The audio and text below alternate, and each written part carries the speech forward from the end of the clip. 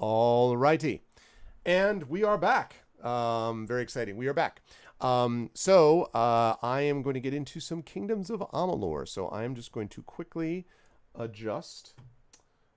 And thanks for the... Okay. There we go. Thank you for the follow, Incredible and Edible. Welcome to the Arvanauts. I think we have the best. I think we have the best viewers on Twitch. So I hope that I hope you'll have a chance to see even more examples of that if you stick around. All right, let me fix that up. It's like we never went anywhere. All right, sounds good. Sleep well, Lone Wolf. Thank you for stopping by, as always. All righty. And let's go to that. Yeah, thank you. Thank you, Trish. Remember to put in the widescreen setting. Voted by the 19 people in chat. No.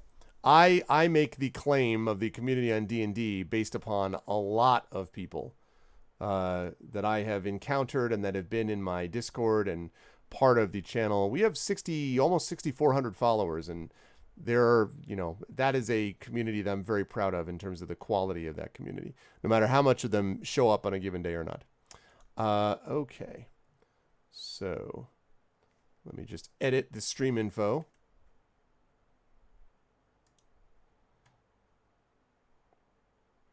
Okay. And this is day what now? This is day...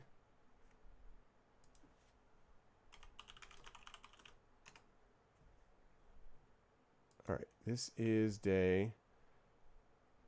Show me. What day is it? What day is it? Day 15. Wow, day 15. Day 15.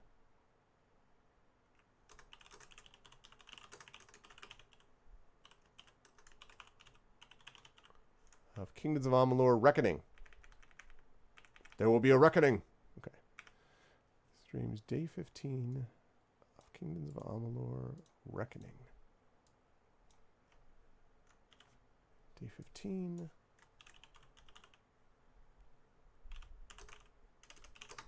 Okay.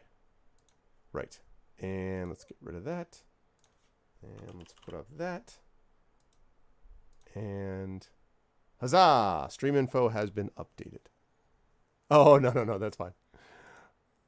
Oh, no, I appreciate... No, that's fine. I was mostly... No, I know you weren't. I was mostly just being like, yeah, like, we're, I'm very, as people will know, I'm very protective of my community. I knew you were fine. I was not at all concerned about that. I was just sort of like, hey, okay.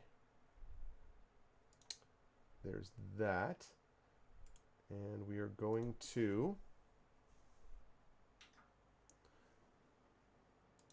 I had a very strange experience yesterday, by the way, which was when I fired up yesterday my gaming computer to play something. I was playing some PUBG with my good friend Russ Guberman from our vocalist fame. And the gaming computer got extremely hot, or at least it felt that way. And when I checked into it, it was running at like 80, it was running at 85. The GPU was running at 85 under load, and the CPU was running at like 80 under load. Now, that's not horrific, but it's hot. And I realized that part of the reason for that is that it was also super hot in the room up here. So that was part of it. But also the PUBG itself, which was confirmed by a few people I looked at, runs hot also. So I have not experienced that before, and so I'm hoping as we play through, I'm going to try to monitor it and see whether or not it gets that hot for, this game, because I have not had that experience with this game, and I would be a little troubled if that turned out to be the case. Okay, there is that. And I just need to fix this. And we are good to go.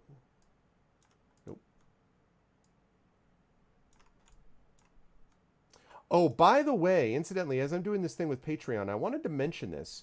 Patreon has just opened up a new thing, which I think is really cool.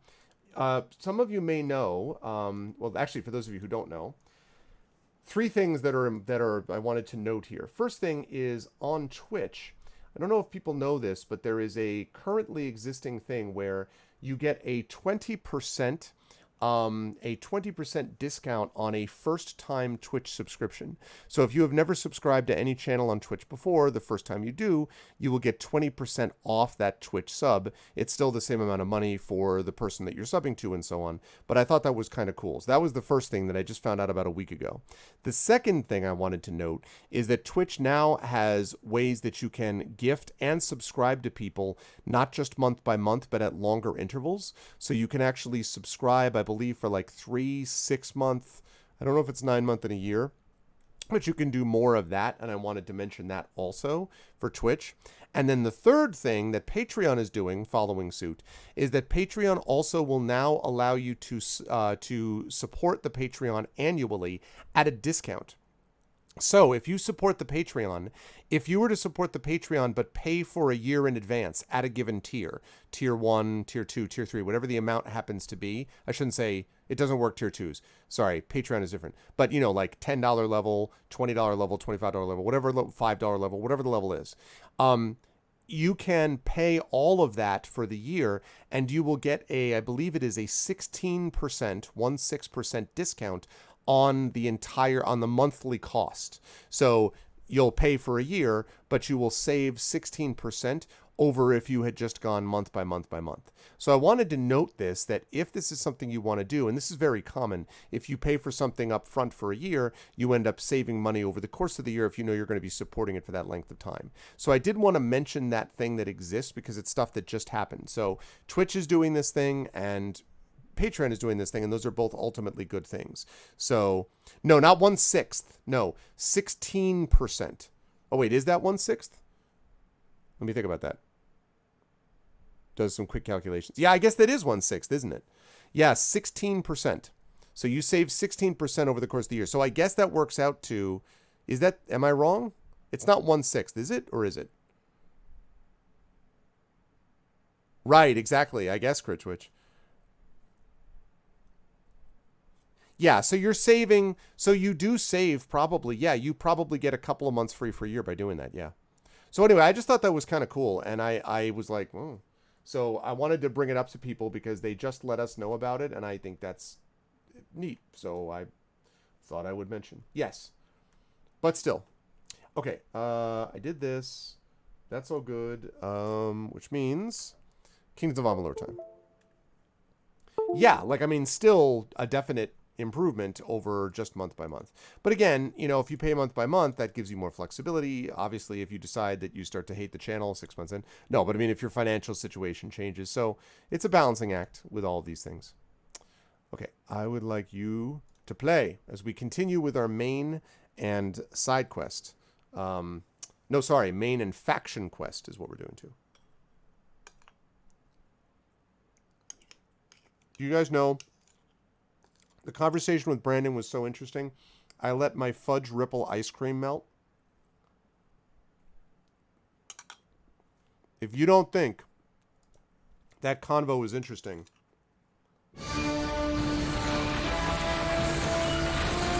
yeah, man. I did. I had ice cream.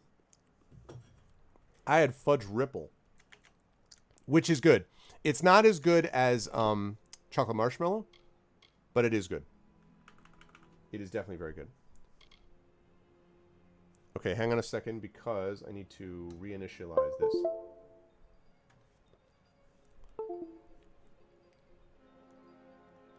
Melted fudge. It's not, it's just, it was, you know, you just need to be less interesting. That's all. Next time, you know, be less interesting, I guess. This is why people, whenever I have the same conversation with Dot, when we talk, and we both realize at the same time that Dot does a lot of stuff on my channel, and I'm like, well, be worse at your job. You know, be a worse role player, and whatever, and then this will, you know. Okay, I can. Is this too loud for everybody? How is this for you folks? This feels very quiet to me. Your chocolate potty mouth.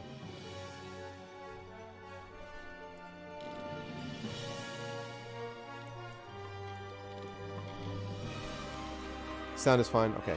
Because I couldn't hear it for a while, and I was like, wait, what? Okay, good. What am I doing? August. Wait, what? Why? August 1st, 2nd. Why is that an autosave by itself?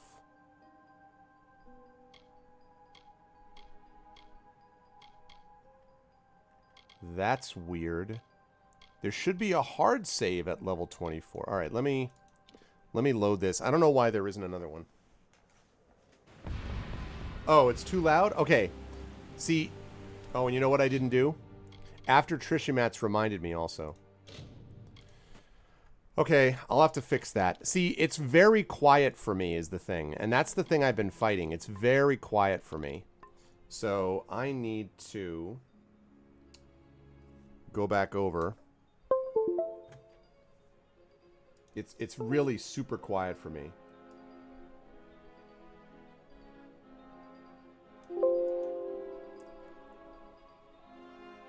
Alright, good night, Nordwolf. I wonder...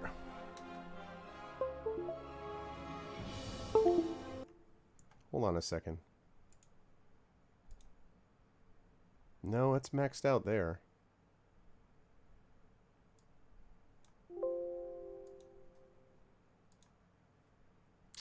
Interesting. Well, no, it's not a streaming setting. I mean, the Elgato is definitely lower for all of you, but that's, I mean, yeah, the Elgato in the in OBS is, it's not really that low though. I don't know. I'll have to think about it. Anyway, I realized that I didn't have the widescreen fixer up anyway. And that cannot stand. Okay. Let's try that one more time, shall we? Widescreen fixer, just like Trishamats told me. And I said, oh, yes, I definitely will remember that. And then, of course, didn't happen. All right, now we see the violence inherent in the system. Okay. Now let's play. Yep. Yep. This is me being silly. That's what this is. This is me being like, oh, sure. Whatever you say. This is always loud.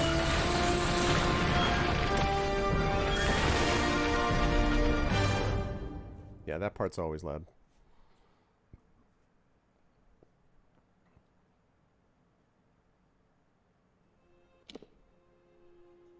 Okay.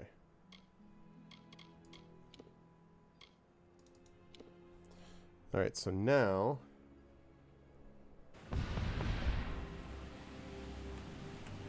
it's interesting. Oh, wait a minute. You know why? That's okay, good. You know why that happened? I just remembered why that happened. That happened because let me make sure. Because the last time I played this, I played it from my wife's office, remember? Because the power was out in my house. And so that's why this doesn't have all the other saves listed in it. That's why. Okay. But I think actually that this autosave here does actually pick up on what I had. That's good. That was a little worrisome, quite frankly. Let's create another save here. All right. That's why. Okay. All right. Also, I realized that as well, I should also get a drink because I am low on water. I'm going to go get some water. In fact, I might even bring a bottle of water up, and then I will be right back. So stick with me for just about like 3-4 minutes, maybe less, and I will be back and we'll play some Kingdoms of Amalur. Hold tight.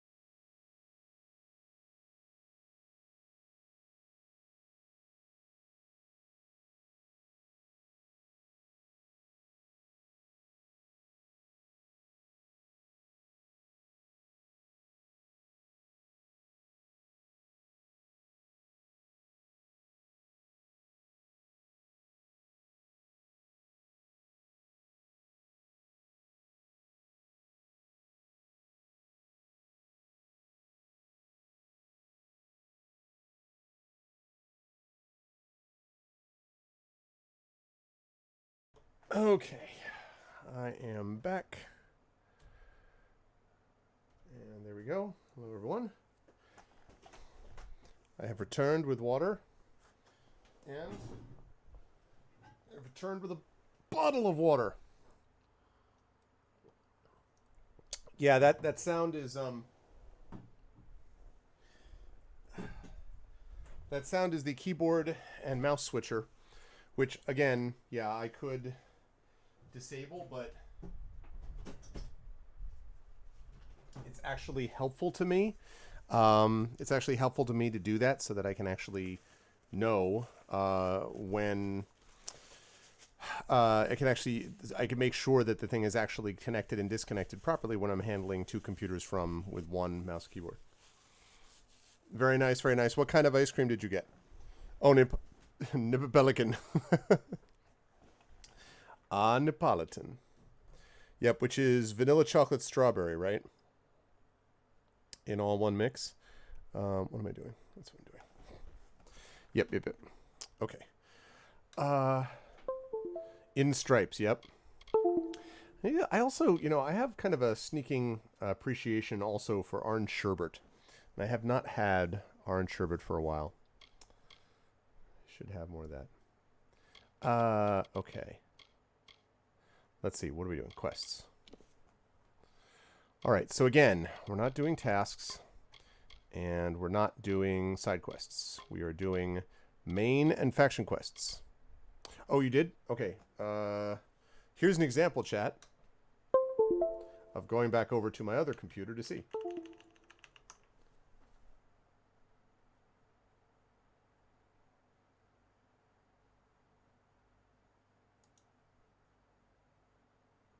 Okay. So...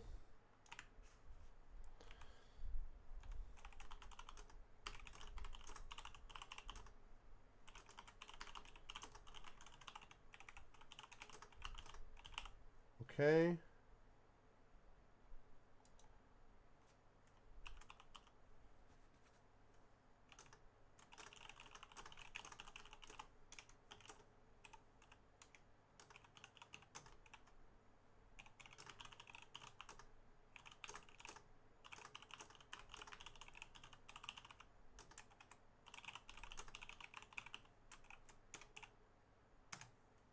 Okay. Cool. Thank you very much. I will,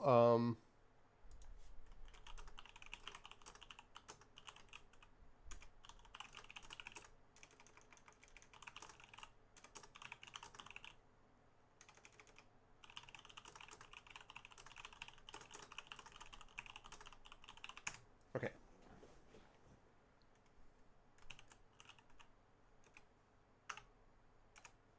Okay. Good. That is now success. All right. Good. Cool. All right. Sorry. I was just responding. How fast can I type? I don't remember exactly what it was the last time that I checked. I'm a pretty fast typist at this point. But I also have to get used to, like, actually this mechanical keyboard.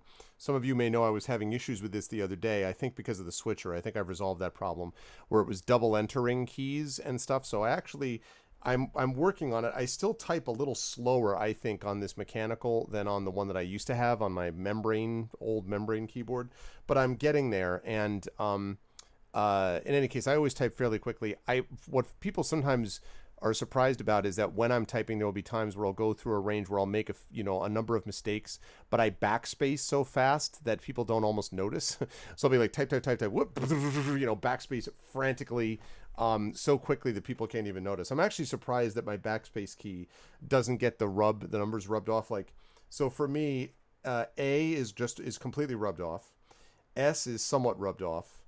L is rubbed off. And I think it just has to do with where I have my fingers on the keys. And then I think that's it. And everything else is... Oh, and left shift is a little bit rubbed off. And that, again, is, I think, partially because of some of the games I play, too, that does that as well. Yeah, I mean, I'll have to do that at some point. Control-Shift-L to backspace erase. Control Shift L. That feels slow. Really? Wow. Okay. Breaking the siege. An old friend going rogue. All right. Let's take a look here. I think. Why was I doing that? Because I'm going to Rithen?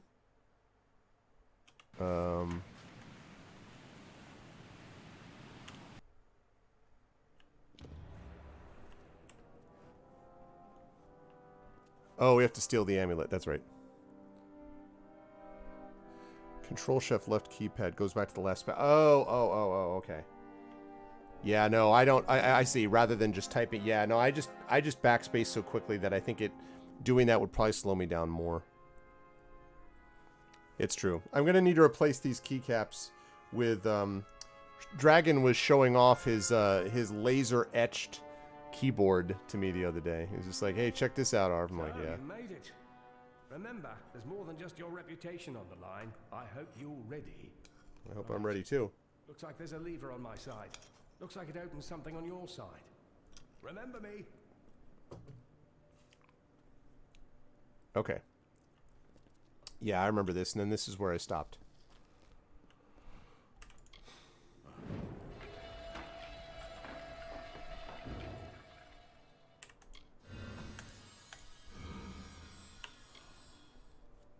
Okay.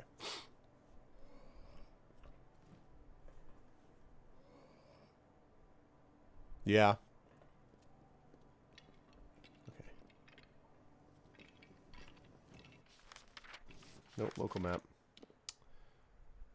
Phasmer Hum.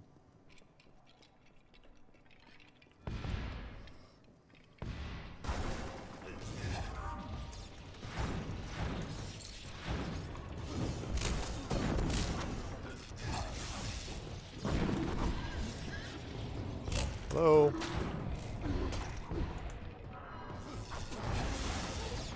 Wait, what? Why do I not have...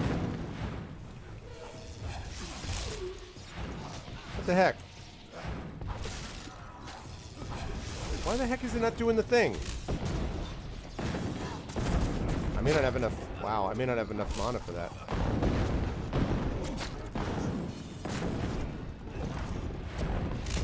I completely messed this up. Because normally this should already be over.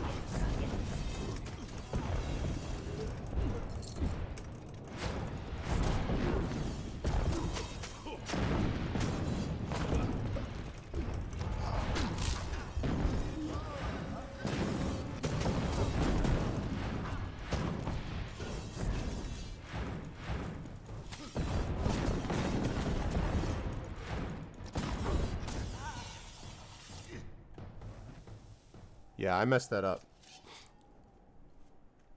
Because what I was trying to do was my big Tempest, you know, AoE thing, which basically eliminates all the discussion of things. That's what I was trying to do. With limited success. Why is my mana regen so slow? Don't I have all my... Do I have my mana regen? Not so much. Ah, interesting question. I would say the keyboard dragon, although I have to say the thing that's most kind of rubbed out, that's sort of most kind of worn out is the, I don't know if you can see it, but like that side of the mouse, which is where my thumb rests. Because that I have on there like all the time. But it's still not bad though. I mean, like it's not really, it doesn't get in the way at all. Why is my mana like increase so slow? 15% mana regen per second, yeah. 30% mana regen per second, yes. 10%, okay. So this is all like... Okay, that's bizarre. Head of Nixon, what is up? Bankrupted my state. Yes.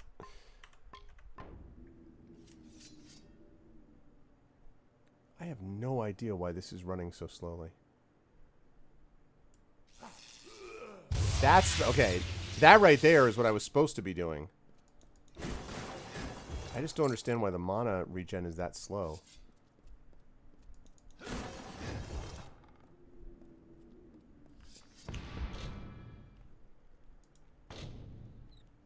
I know. I'm doing pretty well, Hedda Nixon. Good to see you. It's doing pretty well. Had a pretty good roundtable D&D, or I should say, not D&D, I should say tabletop role-playing discussion this evening, which was a lot of fun. So, okay, that is junk. Now playing some awesome Kingdoms of Amalur. So, yeah, good stuff. How have you been?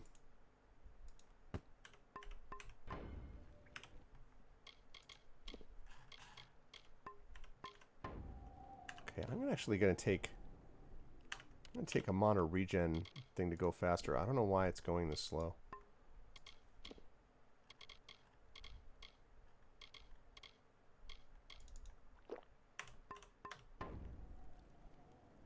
Yeah, there we go. That's more like it. Speed that up.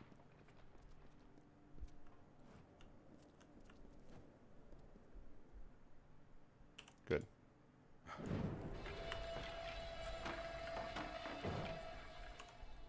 Good, I'm glad to hear that. It's been a little bit of a crazy time. A little bit of a crazy time. Fine, I see. Time to return the favor. The way forward is blocked. Can you see a lever on your side? Good riddance. The game just says that good riddance. I'm like, what? I need to... Alright, I need a lever. A lever. There's a lever.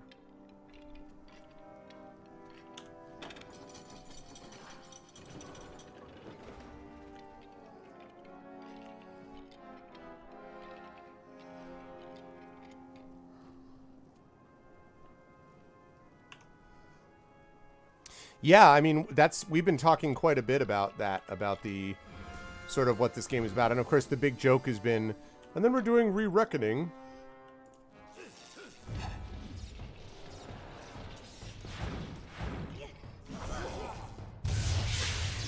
Yeah. Oh boy. Creatures.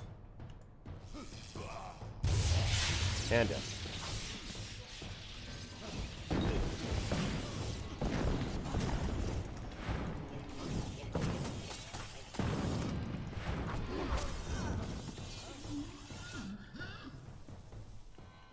Yeah, that I'm telling you, that that everyone dies thing with that, it's so good. Super good. I never get to ask that seriously. I know, because everyone's always like, yes, I have. Okay. Now, let's see. Detect hidden. Last one. Lore stones and treasures are displayed on the minimap. We're now maxed in detect hidden and persuasion. Okay, now, this one. So, for this, we've got 5 out of 5 on the Tempest, but we have Sphere of Retribution. So 2 more. Maxed out. Knocking down the target. All right, so that is now maxed out. And now, now I have most of the stuff that I was going to do, basically. So, I don't use my staff. I don't use that. I already have that level 3 of 3. Yeah, I mean, basically at this point, it's just the healing. It really is just the healing. Okay, and Sorcerer. Oh, we just reached... Wait, did we? Yeah, we did. We just reached Sorcerer. Look at this, folks. We just reached Sorcerer. With this destiny, you are among the elite magic users of Amalur. In addition to supernatural offensive and defensive power, great magical reserves, and improved economy of mana, you also gain an enhanced Ice Blink ability. So right now I have this. 40% elemental, 17% mana cost reduction, plus 1 mana regen per second. That now goes to 45%, 20% mana cost reduction, plus 2 mana regen per second, plus 20% duration of all duration-based spells, and a short-range teleport with Ice Effect replaces dodge. There we go. And I've got one more, which is the Archmage, the greatest spellcaster of Amalur. Oh yeah.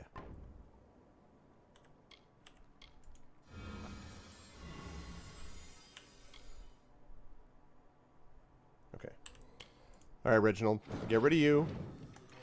And I bring you back, and you're going to last longer. Yeah.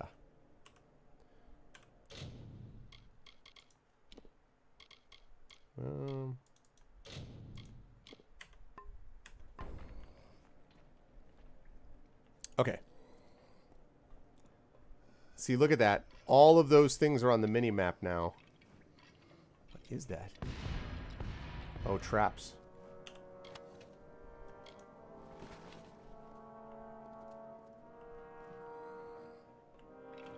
You can see all the spike traps on the mini-map. That's useful.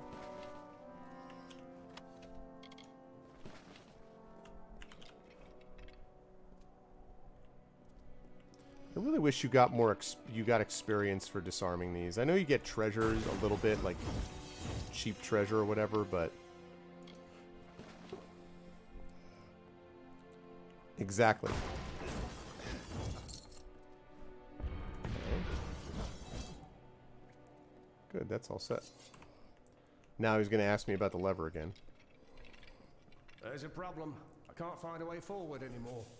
I didn't see anything that would help us. I think you're up again. Is there anything on your side? Remember me.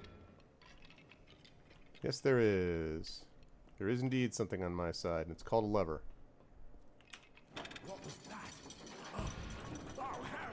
Get in!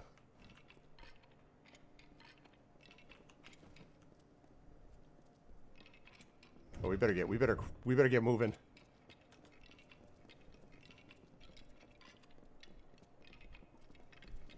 We got trouble right here in River City.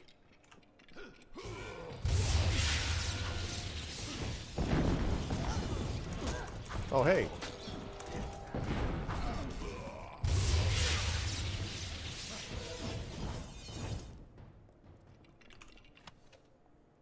There we go.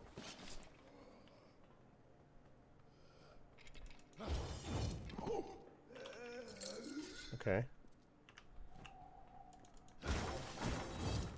See all these treasures I can now see on the map. Yeah, he is, he's pretty powerful. I won't lie.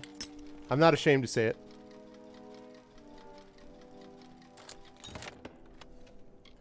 What is that? Life drinker? What the heck is that? What the? That is terrifying. What is that?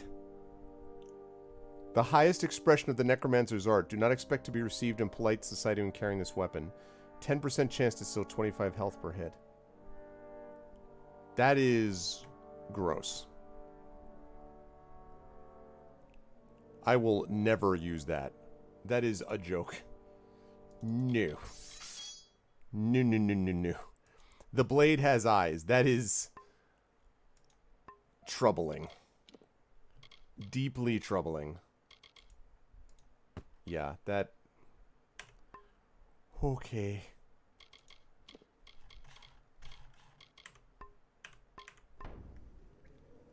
Do not want. You can become Nightmare, yeah. Do not want. It's a cruel, cruel, cruel scepter. Leaving me here on my own. It's a cruel, cruel scepter. Now it's junk. Dun, dun, dun, dun, doo, doo, doo, boo, boo, boo, doo, ba, doo, boo, boo, doo, doo.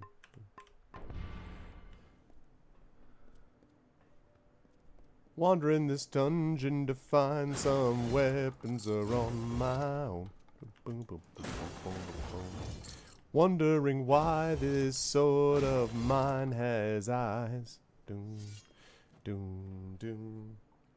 I know what you're saying, yeah. What do they say? You're just playing a game. But I want to tell you that I know that you're full of lies. Doom. Do do do do, it's a cruel, cruel, cruel scepter. Going away to the junk, it's a cruel, cruel, cruel summer. Ah, writing Krull, The Only Knight is always the good one. That's always worth doing. Yes, I am happy to answer said writing question if I may.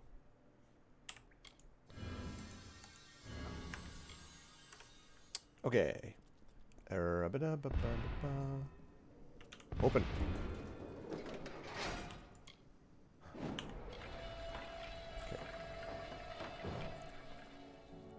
Yep, Liam Neeson was in it, for sure. No, I've talked about Krull many times on this channel. I feel like Krull is one of the more underrated 80s movies. Oh, looks as though we made it, despite what the Hierophant predicted. So much for her vaunted prophesying. Oh. The door opens with 2 pressure plates. You stand on one, and I'll stand on the other. So you made it? Okay.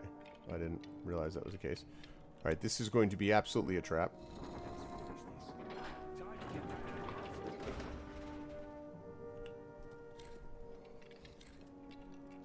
What are you looking at? What? Ah! It burns! It's... I can't move!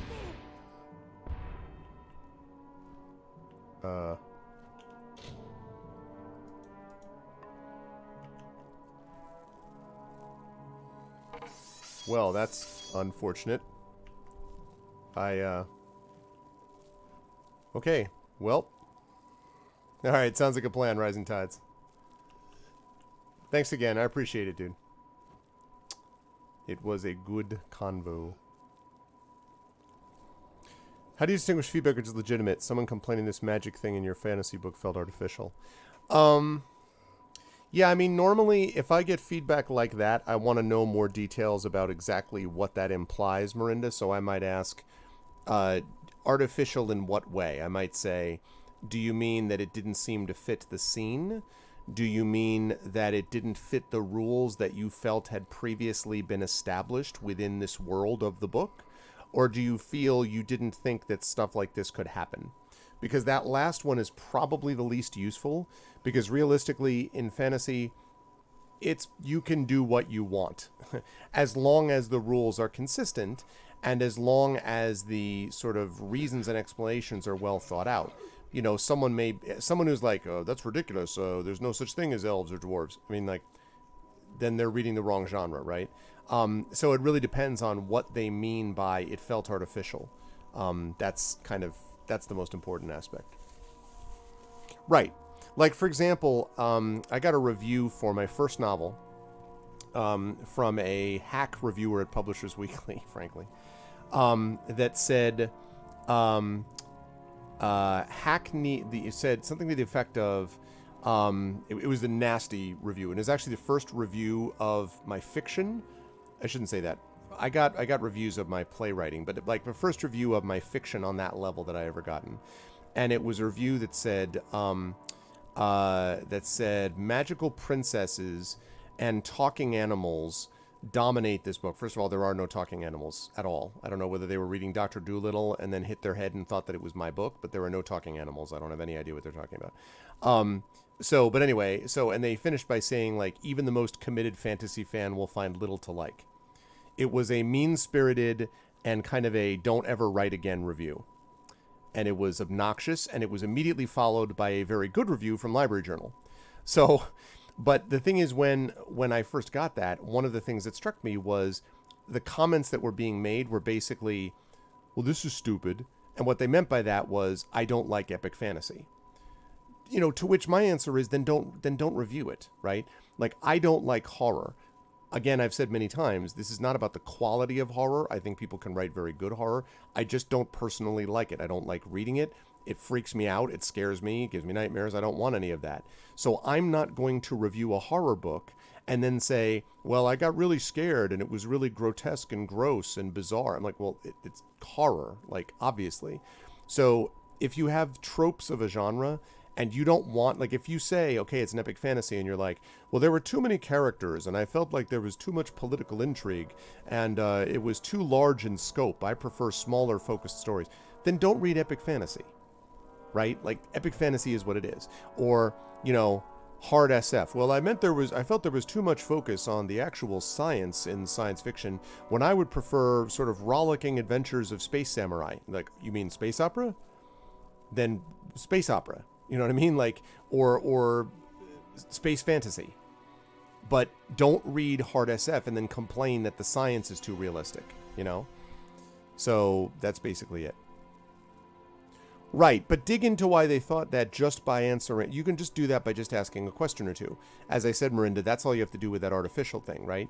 You say, when you say artificial, do you mean that it is? And then you literally say, like, it's artificial as in it doesn't fit with rules that were brought up previously in the story.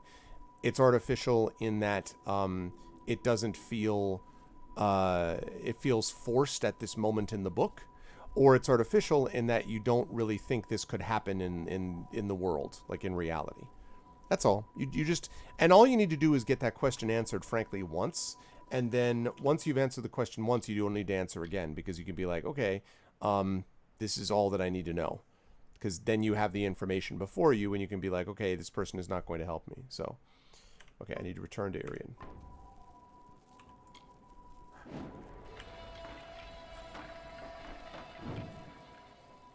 Yeah, I mean, the frustrating thing that I said about that experience was don't write a review in which you are essentially saying, don't ever speak to me again. Like, this review was basically a stop writing, which is an utterly ridiculous and illegitimate review.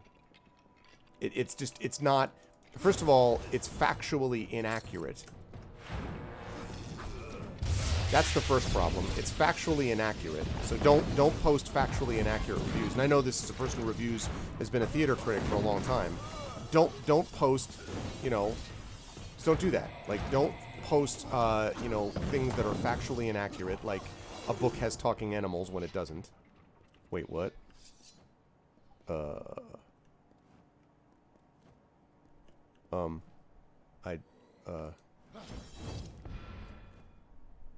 Oh, okay.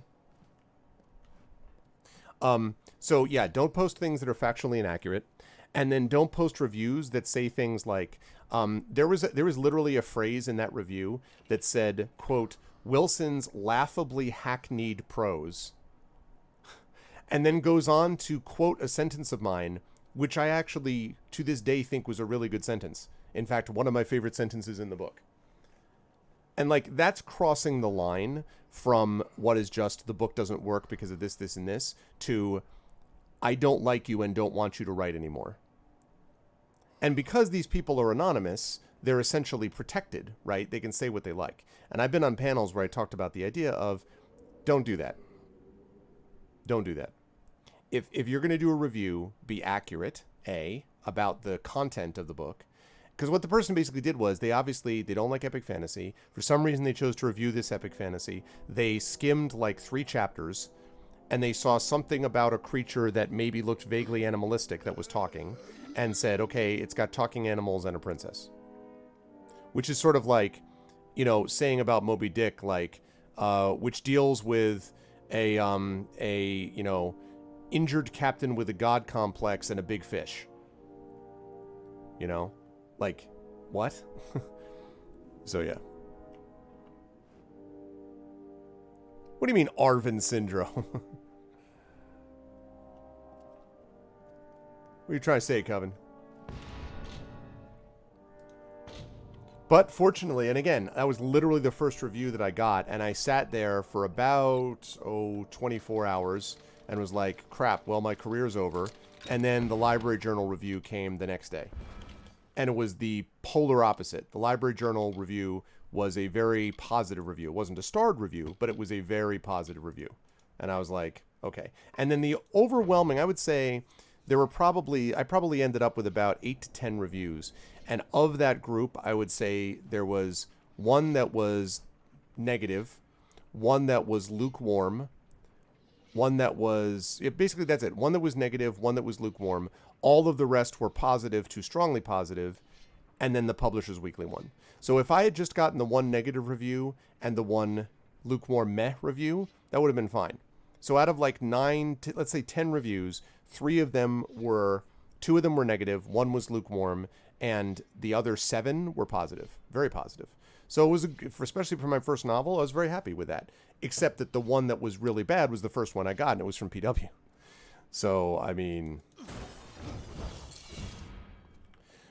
Yeah, and I didn't... And the thing was, what I didn't get about it was, it angered me because I thought about the people that would have seen that review and would have said, you know what, they're right. Like, I shouldn't write anymore.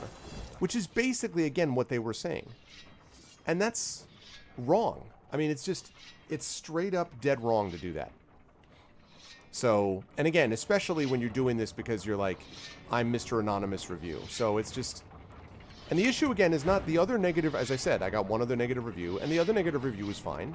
I didn't agree with all of it, but it was reasonable, and you know, that was fine. Like, I understood. Whoops. It was a reasonable review. It's just this one was not reasonable. This one lied about the book, A, and then B was mad about the fact that it was this book. That it was an epic fantasy. Yeah, it's just, like... bizarre. Can I disable that trap, actually? Oh! Nope, I can't. Can't disable that trap. I can confirm, cannot disable the trap.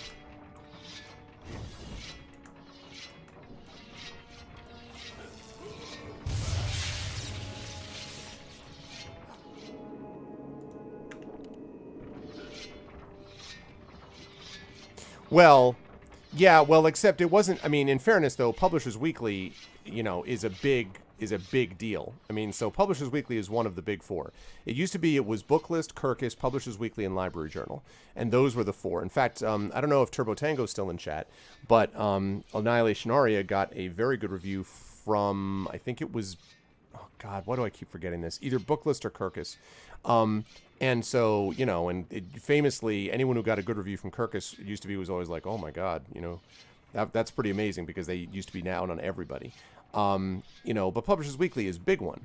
And a lot of people will make their assumptions and judgments and purchases based upon those reviews, especially some booksellers and libraries. So thank goodness for Library Journal, which came through. Yeah, and I mean, again, it's not like they said stop writing. It's just that was the only conclusion that could be drawn from saying even a committed fantasy fan will find little to like and laughably hackneyed prose. Like, don't say that. Laughably hackneyed. And then also quote a sentence that I still think is pretty good. So, anyway.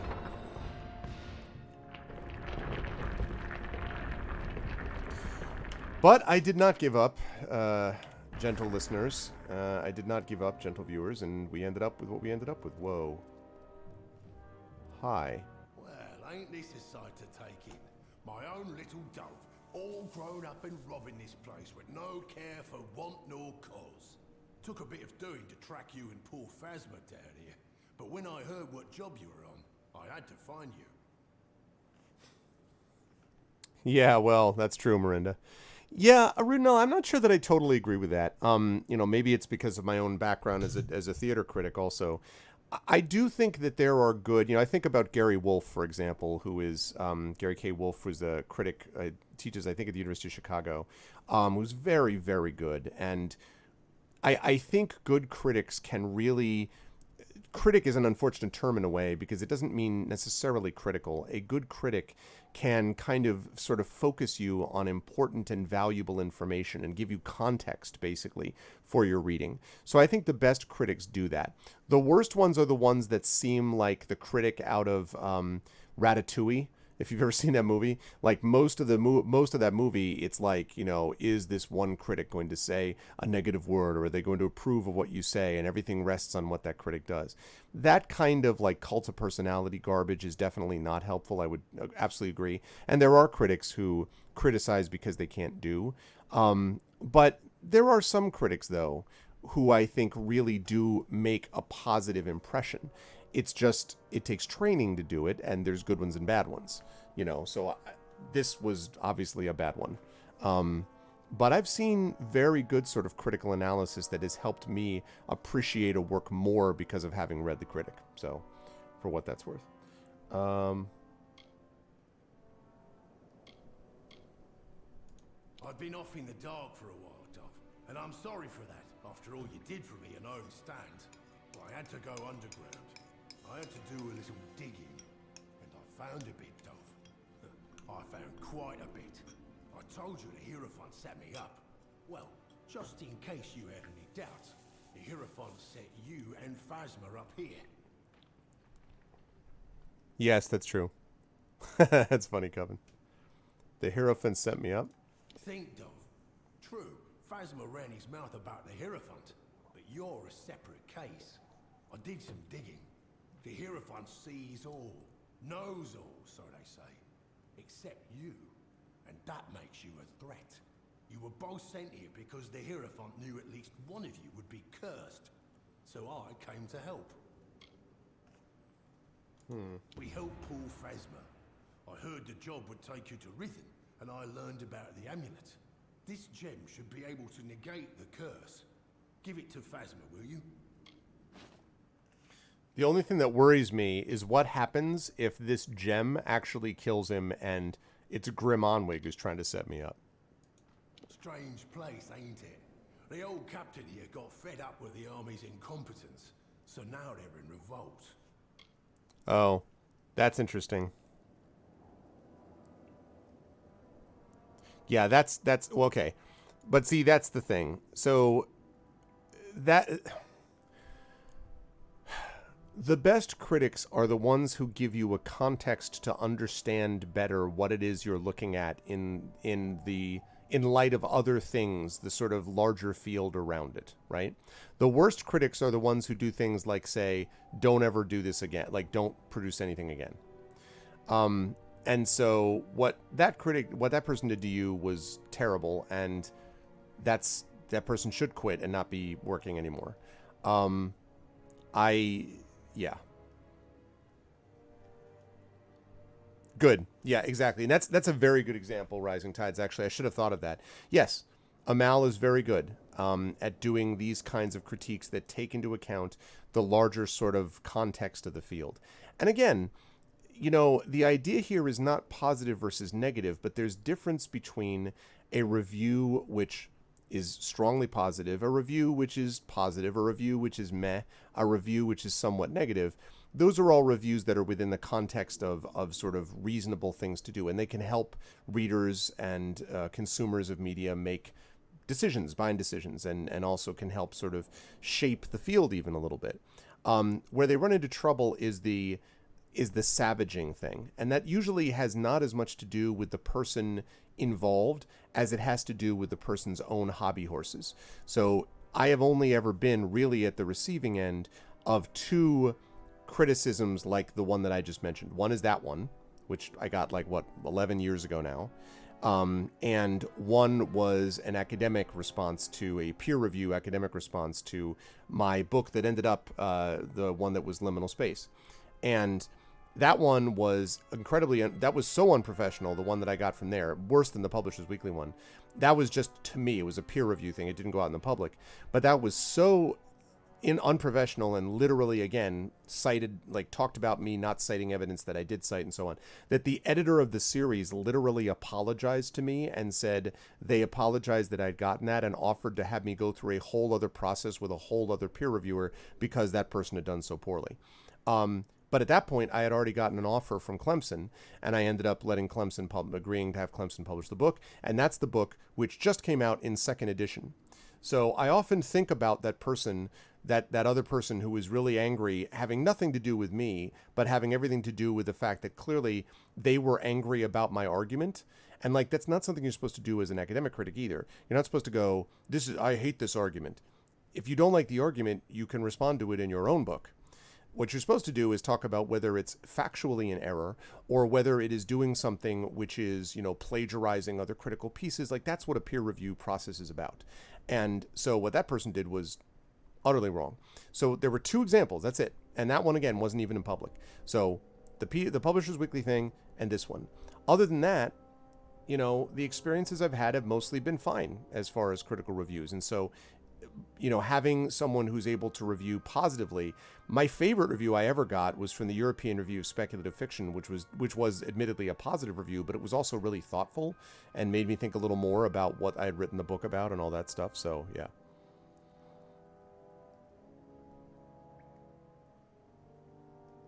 It's funny, Rudnell.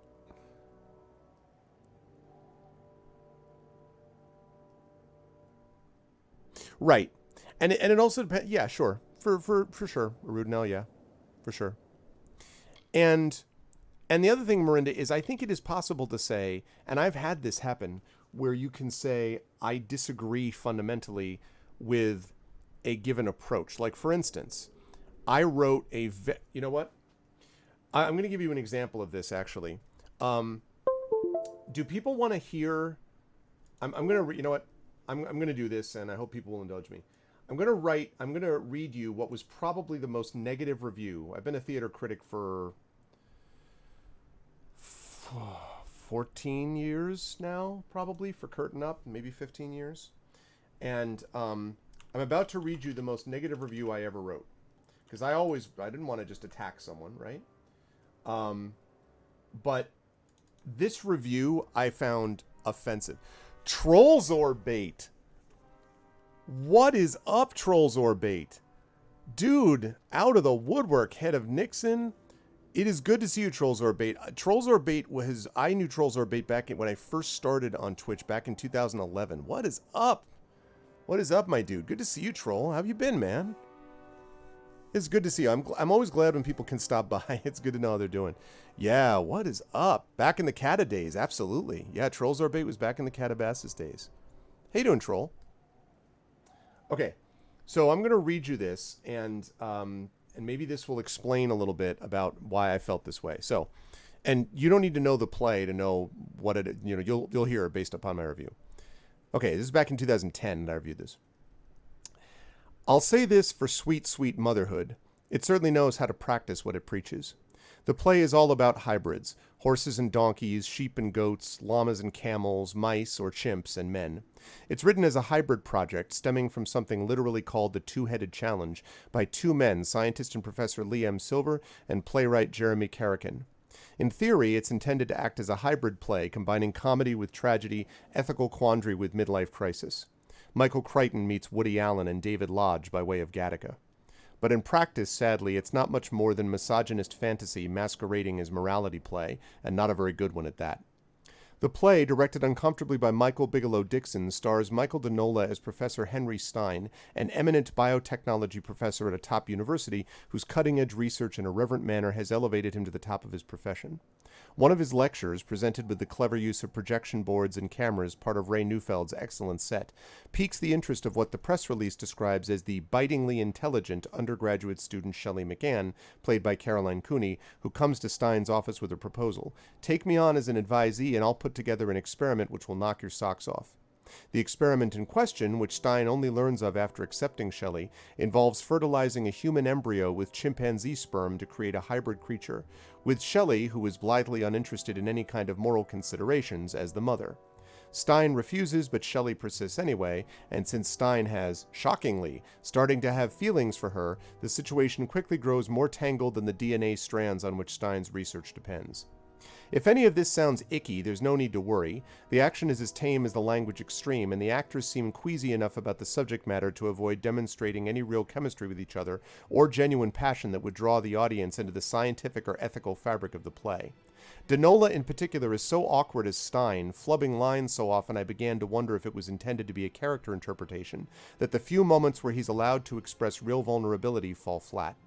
But Cooney, whose irritating foul-mouthed Shelley, who conceals her supposed biting intelligence very well, leaves us cold to the consequences of the choices she decides to make, isn't much better. Why Stein would throw away his marriage and career for this immature and unimpressive student, or why we're supposed to feel sorry for him as he seriously considers doing so, is completely mystifying. Neither actor is able to make their respective characters even remotely sympathetic. But in the end, this emotional disconnect is probably a good thing because it keeps the audience from really grasping the message which keeps coming through. What makes the play offensive isn't the series of questions it asks about bioethics, which are simplistically described and hardly new, but the cynical stereotypes it plays into about the relationships between students and professors, and the more dangerous ones it celebrates about the supposed lines of attraction between older men and younger women. There's a reason, after all, that it's during Stein's musings played up as dream sequences that Shelley says, "There's something so sexy about a good professor. It's like your ideas have sex with mine and I give birth to all these new thoughts. I'm not saying just do me now, but couldn't we?" I swear to God, that's an actual line in the play. It took me a moment to notice when I was done rolling my eyes that this scene actually took place outside of Stein's fantasy, but not, sadly, outside of Carrickins and Silvers. I would hope it could be beyond this sort of nonsense by now. As described in the press release, the play's concept is intriguing and potentially explosive. As experienced in the production, though, boring and offensive are more apt adjectives. The best drama asks difficult, probing, even painful questions in the service of exploring what it means to be human. The worst drama recycles tired, overused dilemmas by way of easy shortcuts. It's unfortunate that Sweet Sweet Motherhood spends most of its time in the latter category. Now, I hammered that play, and I hammered it because that play is a bunch of offensive, misogynistic garbage. That line actually was said. There's something sexy about a good professor. It's like your ideas have sex with mine and I give birth to all these new thoughts. I'm not saying just do me now, but couldn't we? Are you kidding me? And that is presented as kind of a thing that we're supposed to feel like, oh, I guess I can see why Stein would do that. Like, what is this? And like, what the So that's why I gave that review.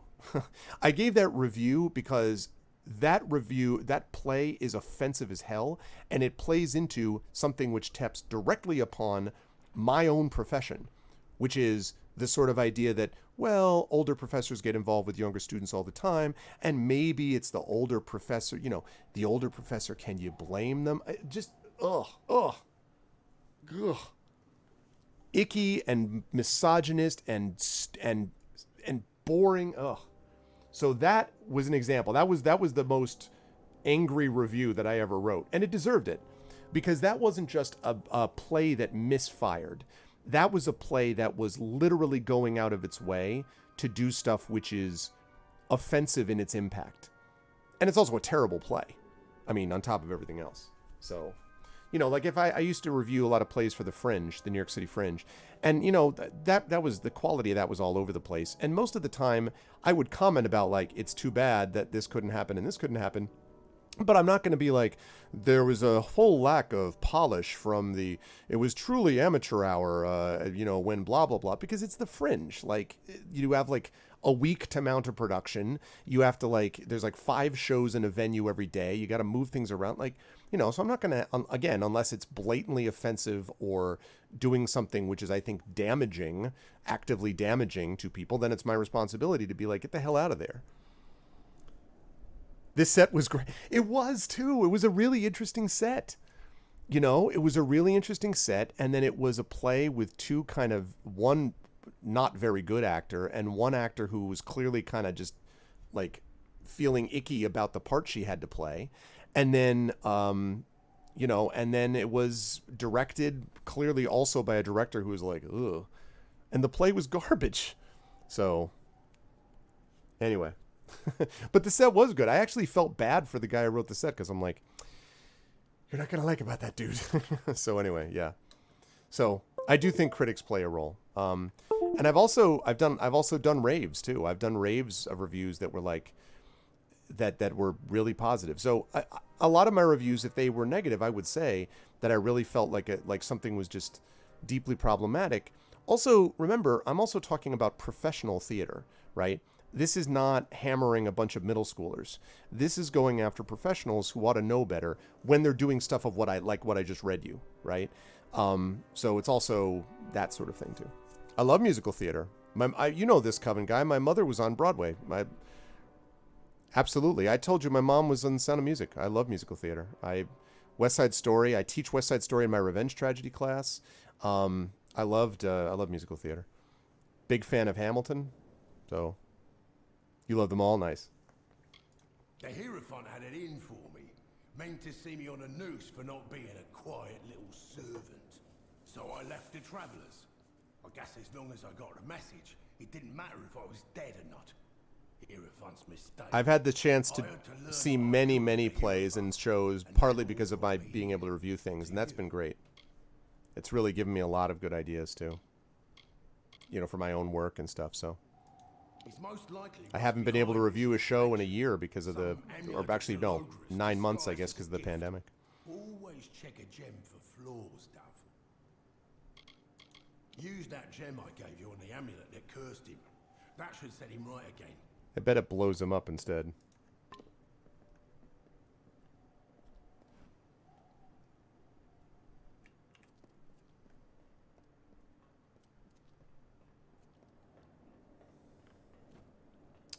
I do. Well, I don't get paid by Curtain Up. So wait, why is this not trapped now? Have not, Coven. I have not.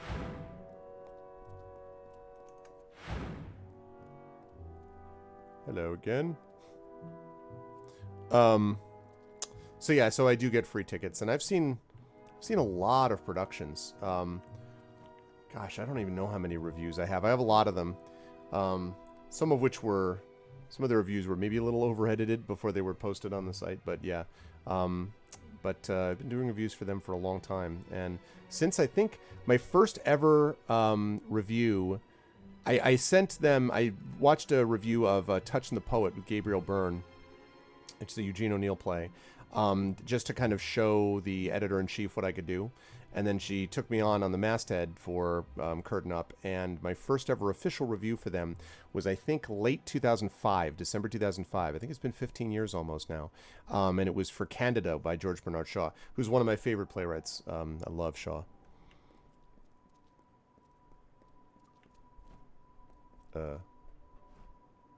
Hello? You see to Phasma yet?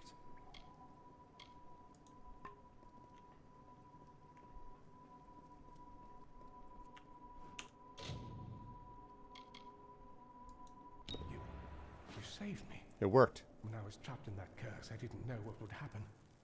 But you saved me. And Grim's here. Grim Olwig. They said he was dead. Oh, it's an anti-Hierophant You thing. should speak to him. It looks like you're the one he came for. Let's move. But yeah, Wicked is great. As far as the music is concerned, and of course that introduced us to Idina Menzel. So I shouldn't say that. Idina Menzel first started with Rent, and that was where people were introduced to her on the Broadway stage. But then obviously did Wicked, and you know, her voice is spectacular. All right, we did it. Good to see Phasma's back among the moving. Let's make sure we don't let the Hierophant get him. If you see Irian, tell him Phasma died. But on to other things. You've been running around these lands like a good traveller, Dove. But now... What's up, Burner? Job for you. We've all tasted the Hierophant's malice. Success be this day. We return the favour.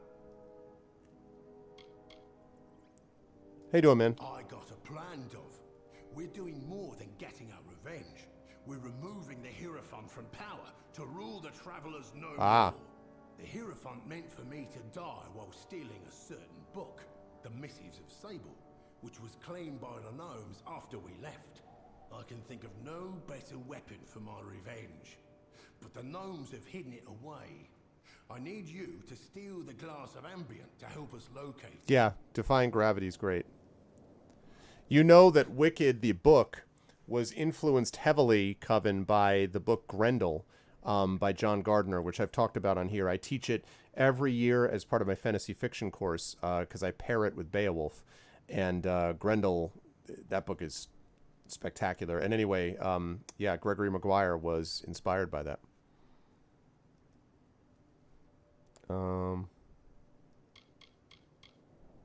Look, Dove, the Hierophant don't know we're alive, and when we're found out... Yep, we'll be she was in Elsa in danger Frozen. again. Yep. But it's worse than that. The Hierophant's not just getting rid of dissidents, they're keeping the Travelers untalented, and thus dependent. In time, the Travelers will be nothing more than suckling babes, dependent on the Hierophant for survival. It's the glass of ambient. It's an ancient bit of Irathi magic. It's older than these lands. What, even older than the Fae, I reckon. With the right thought, it shows the object of one's desire. if it be a familiar thing, meaning we can use it to find the missives once more. I see. I haven't read the 4 books. That's more than I've read from there. It's unlucky, Dove, but it's your lot. The Hierophant sees all, knows all, except for you. It's in an old Irathi ruin to the south, called the Blackened Hall. Between you and the glass is an army of demons and 3 trials. To bypass the trials, I left you a gift at the dungeon's entrance. Buru's boots. Buru's boots. Those, along with the amulet you and Phasma stole, should help. The glass is powerful, Dove, and well guarded. But you're the only one who walks free of the Hierophant's gaze. Lion King, yeah. It's all up to you. There's the Isle of Flame, where any who aren't quick on their feet will burn. Use Buru's boots to tread safely through them. Then there's the Dark Maze, a labyrinth of hidden paths. You'll just have to find a way through, Dove. Lastly is the Guardian. The Guardian. They say it's a demon that can't be killed. But if you use the Risen Amulet, you can curse it like Phasma was. Okay. And Iskaru, Dove. Legends say she fooled the king of Blackened Hall, slipped in and took it right over. This is interesting. So this is actually turning the Travelers thing into something more interesting. Thought you might need to rely on a bit more than your odd luck on this one, Dove. So I got you Buru's boots and the Amulet of Risen. I meant to get the Master's pick as well, but sometimes, Dove, you have to make do with your own hen's eggs. Now, use them as you wish, but they ain't got much magic left in them, so be warned. They won't last you forever. Oh, that's awesome, Burner. Yeah, for sure. You keep hearing Phasma and thinking Star Wars? Well, you can tell the difference, Mirinda, because even the Phasma in this at least has a backstory.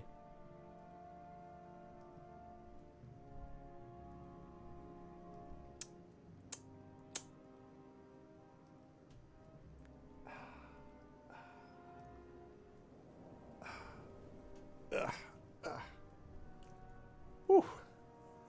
Make a little anti-Last Jedi thing right there.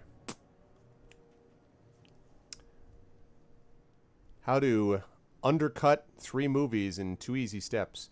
Come up with a really fascinating rival character for a really fascinating overall character, Finn, who was the character I was most interested in, and then immediately abandon Finn to being a hanger-on who does nothing for the next 2 movies, while you also remove his rival, Phasma, who was supposed to be this really fascinating character that would really give him something to test himself against. Have I mentioned that I'm not impressed with 7, 8, 9? Yeah. No, we're not going to, Shadowed.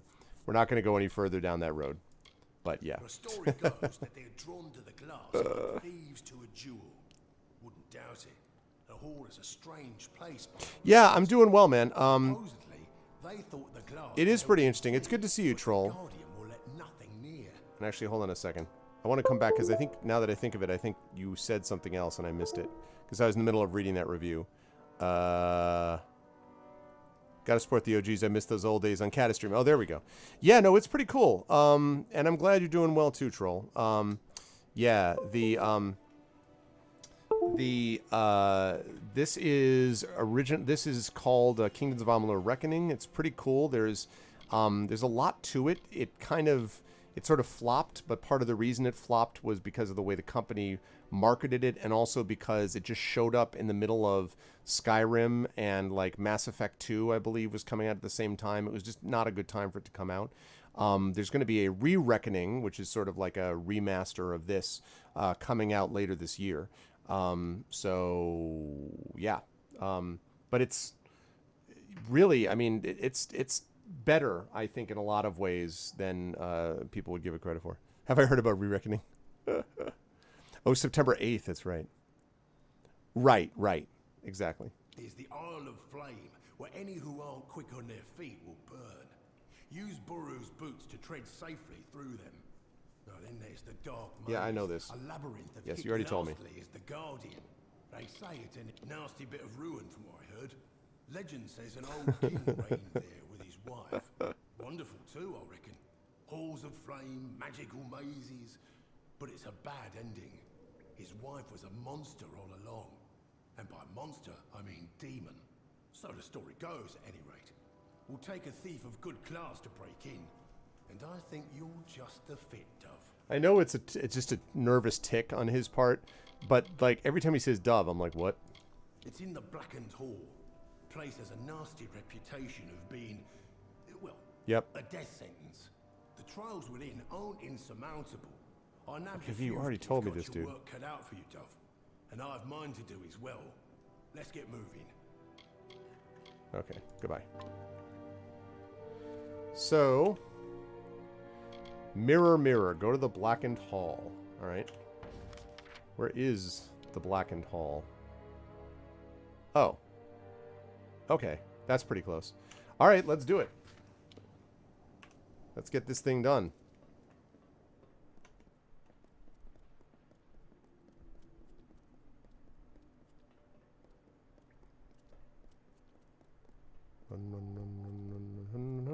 I'm faster than you. I'm coming to get you. You will face the ultimate penalty. Come back here. No, come back. Tomorrow we will take you.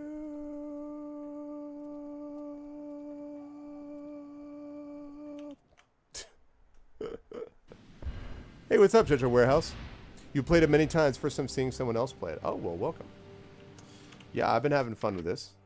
For sure. Yes, I want a fast travel to calm. Yeah, ultimate penalty.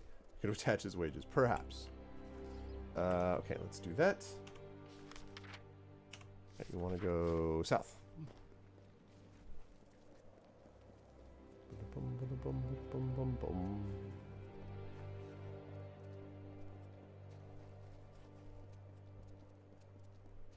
And there it is. Hi. Oh, sorry. You weren't a threat. I'm sorry, turtle crab thing. I apologize. Hobbits will take you to Isengard. But yeah, it's pretty cultural. If you like big sort of sweeping types of games, then this is definitely a game for you. I will say that it is a little more MMO-ish than I would typically like. And so that is something to kind of, I don't know, take into account, I guess. But having said that, still think it's pretty good. And the combat's great. Like, the combat's really enjoyable. Yep. I know. Those must be the boots. You just left them there?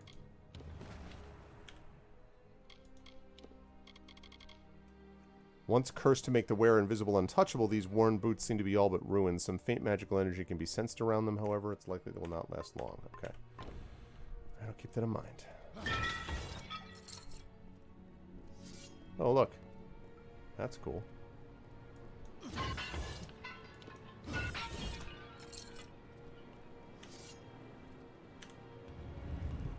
That does not seem so strange. I'm sure there are many people who in their youth had a similar experience, but of course I am leaving something out. I just can't hear. I mentioned the unrest in my soul. I know it intimately. When I was young, I was visited by something unlike anything else of this world. It was an ephemeral, ghostly thing. I called it a divine spirit, for I had no better word to describe it. This thing was not fey, but possessed a timelessness like one. It glowed with an aura of magic about it, but I was not afraid, for a serene peace was born on the countenance of this divine spirit. I need to turn this up a little bit. I just can't hear it very well.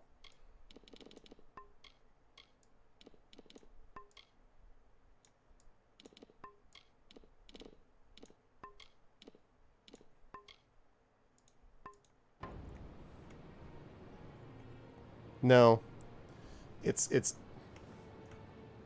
No, it's not that. That's too loud. Yeah, it's pretty cool. It's pretty cool. It's not that. It's something about the way that this game is outputting that's just making it too quiet. Yeah, probably. I just was like, I was like, what? Hello? Oh, what?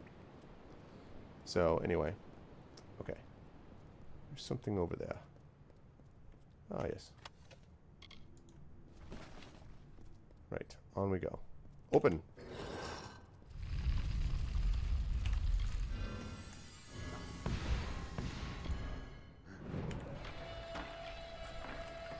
Okay. Ah, the Isle of Flame. Do not flame. Alright.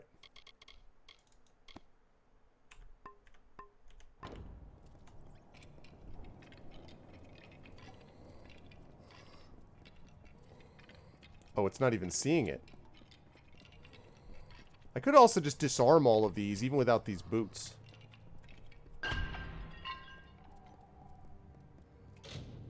Oh. Woo! They were not joking around. Wow. Alright, we made it. We made it. What was I using? Was it this one? It's this one, yeah. 30 entire wheels of cheese, I know. Yep. Burning presence of the Hall of Flames now seems diminished. They're likely to save now. Safe to cross now. Okay. Good.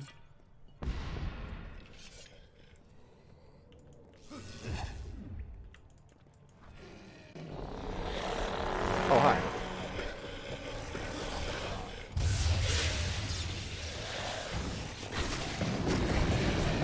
Juggling! My guy is fairly powerful. Wait, why can't I? What? Can't move. Battery on my wireless mouse has run out. Glad that didn't happen during the actual battle. I would have had to ask them to stop. I would have been like, hey, can you guys just hang on a second while I fix my mouse? They would have been like, roar. I'm like, you know. There we go. Yeah, Original's also lasting a lot longer these days since my latest Archmage status.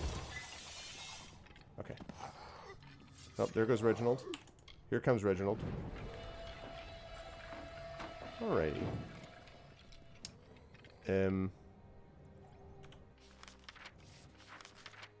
Oh, is this that labyrinth of things now?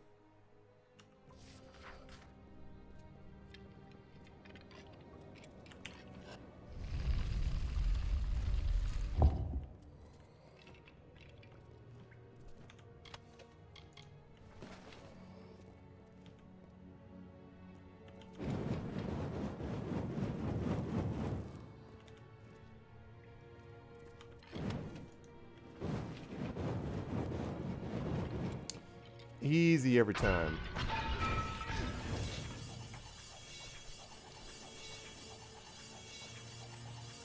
$10,000 wheels of cheese. Yeah, the fact that you get injured and you're just like wolfing down apples and cheese and everything frantically is one of the very amusing aspects of Skyrim for me. Okay, that is junk.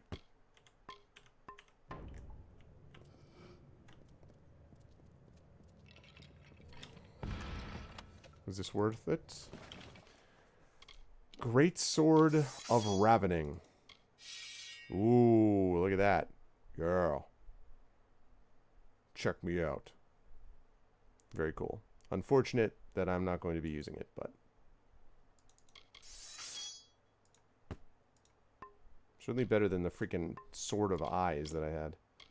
Robes of the Blaze.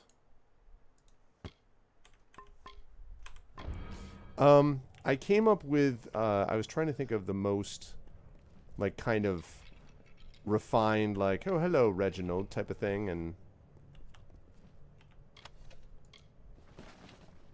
and so I just thought of Reginald.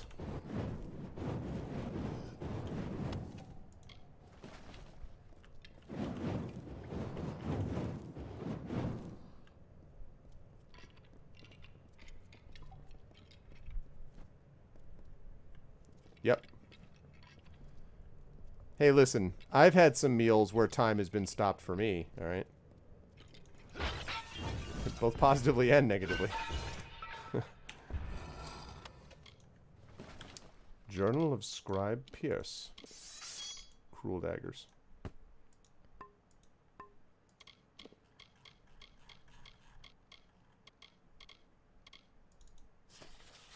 It was a glorious day. Lear took his new bride Aif to hand and led her through the halls to their own chamber in the deep. The runes of the mystical Erethyr were her eyes, and the echoes through the hall her laughter. Great is our new queen, Aif. She seems to have endeared herself to us all, and such wonders she makes. Why, I saw her take the grand corridor and set it with enchanted flames, using only a wave of her hand. Okay. Looks like a Reginald to me. Yeah. Reginald, you know. Reginald is a refined type of character. Wait, what? Oh. Yes. Further down, please.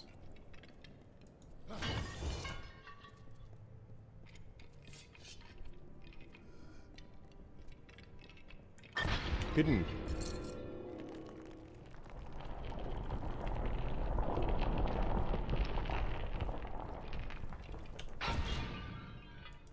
Okay.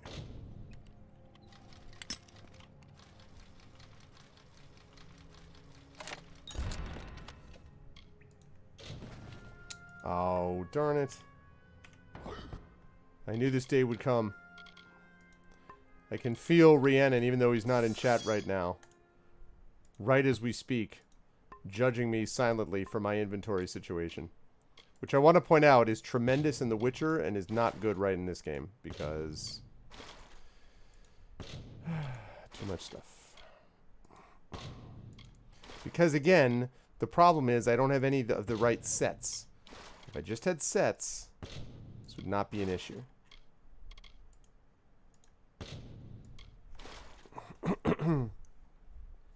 Reginald Prescott Green. Aw, PG. I see what you did there. I'd like to subscribe to your newsletter. No. They'd have guarded it with their lives. Exactly. How did I know that it's got issues? Okay, like this. Like this. Like this. Let's go.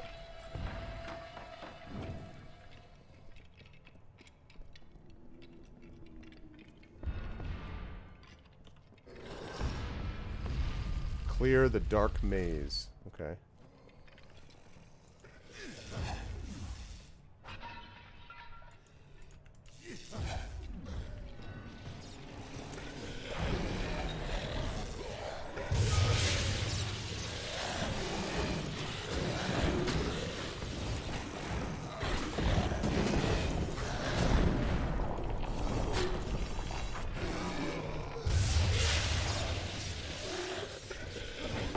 It's funny how even now Reginald does very little damage, but he does a little bit of lifesteal, and he tanks very well. So he basically occupies their attention considerably. First time I faced one of those guys were rough too. Those were not easy to defeat the first time around. Thanks for coming to my TED Talk.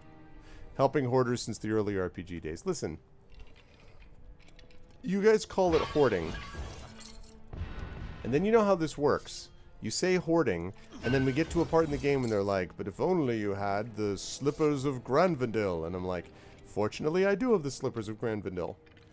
Whereas if it was up to you guys, and I was doing all like being efficient and everything, I'm sitting there, and all of a sudden I'm just kind of like, so it looks like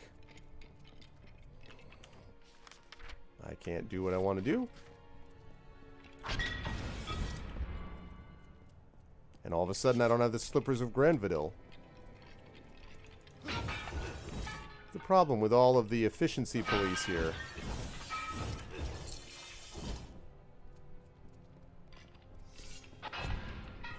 Hi.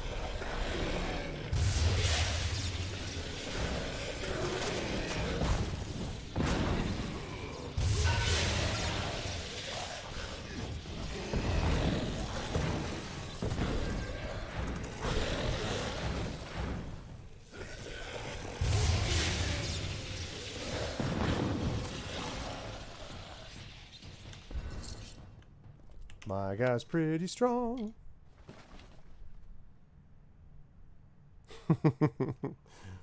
Wobbin. Bad game design. But maybe it wouldn't fail the game. Maybe it would just mean that you wouldn't get some awesome thing that you would otherwise have gotten, like some awesome device that makes it possible for you to gain more lore, or, you know.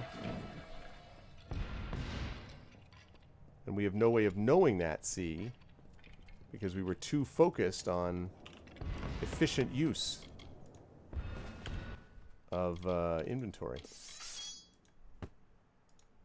What I wish is that there was an auto-destroy function where you could just pick it up and destroy it without having to put it into junk. Or destroy it in the treasure. That's what I wish. And they could do it where you destroy it and they would give you like a confirmation, like, are you sure you want to destroy things? You know, but...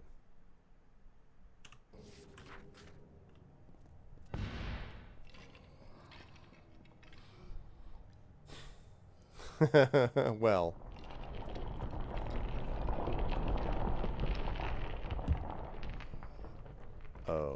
Okay. Interesting.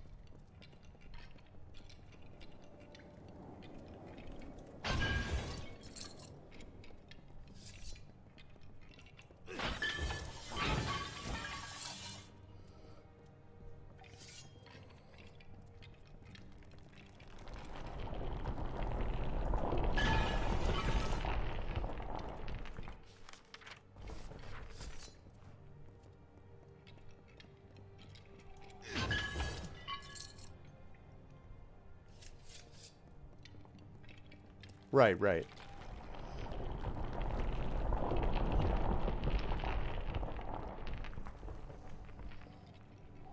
Come on, Reginald.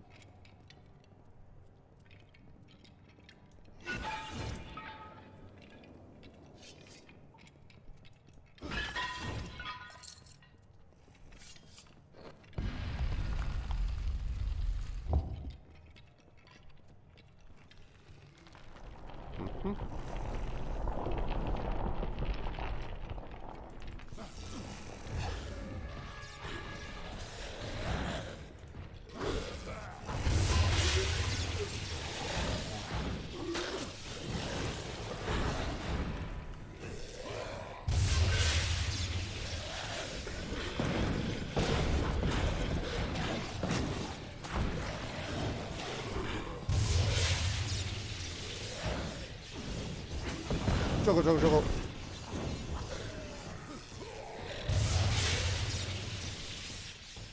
Dude, my guy at this point is pretty clutch. Option to summon a market vendor. Yeah, it really, the combat is really fun and it's crisp, you know, like everything sort of works very quickly. It doesn't feel mushy. And there are some RPGs where I had this problem with Pillars of Eternity, although obviously that's isometric, but where I used to be like this game feels like you're sort of pushing things towards other things and things happen, kind of, you know, but it never felt to me like I was really like in the combat. And so...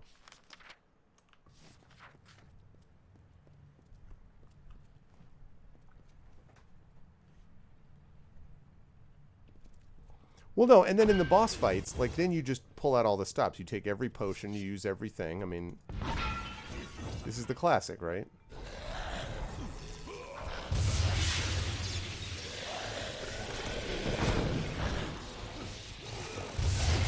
Oh, damn it.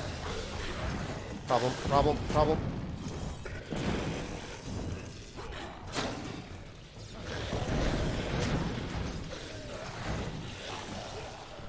There we go. I need to get that off. There we go. I just need to get one of those off, and I knew it was going to be okay. Oh, damn it. Hit the wrong thing. That's what I meant to do.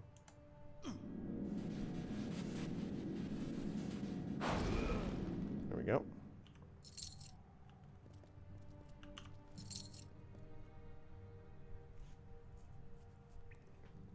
Reginald Roundshield? Really? Yeah, I mean, then when I get to a boss fight that is very clearly to me like the final boss fight, at least of a chapter, then I will absolutely pull out all the stops. I mean, I will use a billion potions and all that, because that's what you're doing it for. You're not doing it against just like standard enemies. This is why I'm holding on to my reckoning meter, because when I get to the end of whatever this thing is, I will pull out the reckoning meter like nobody's business, because I'm incredibly badass with that thing. So.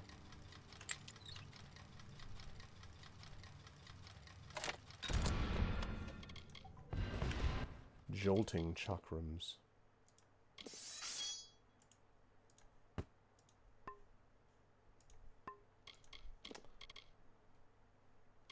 I'm going to use one of these. One of these. Let's go with that. Okay.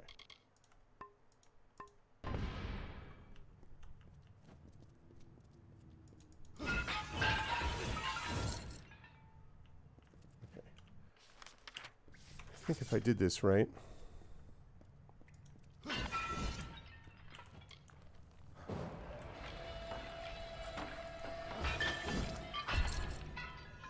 Come on, Reginald.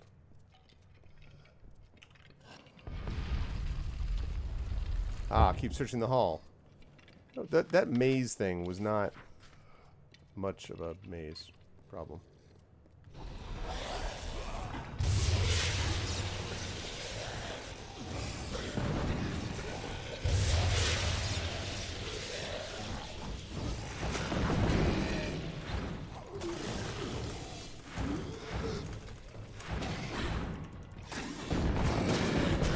Juggle, juggle, juggle.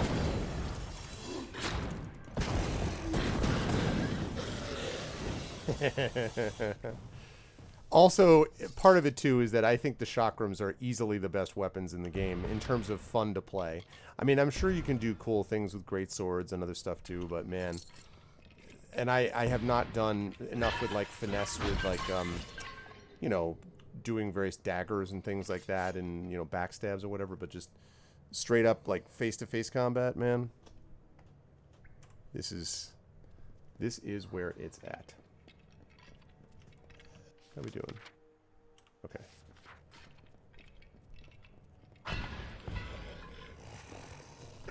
Hi.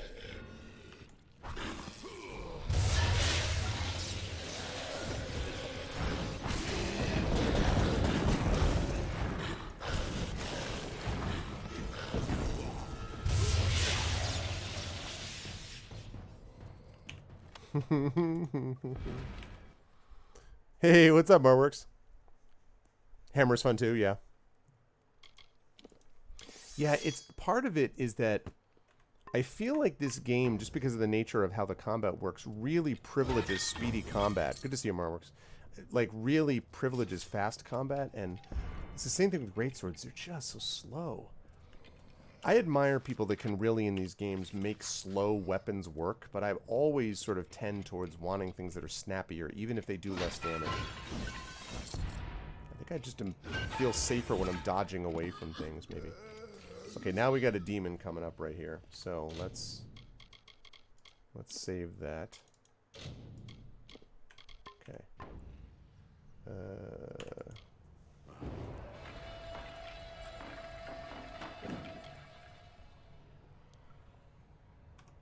Okay. Let's do it. It's gonna be that demon. Prison the Guardian.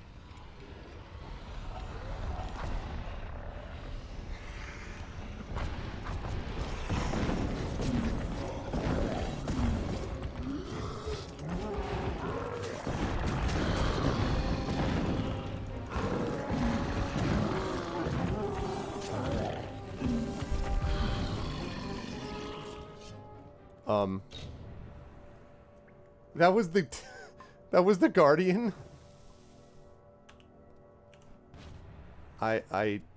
What?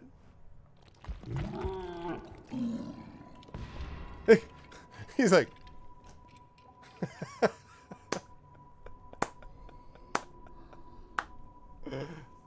hello, my baby. What is this?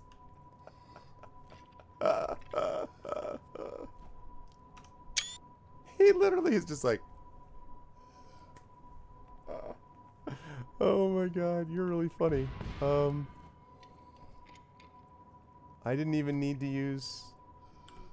I didn't even need to use my fate meter there. I didn't... Okay. Thanks for playing.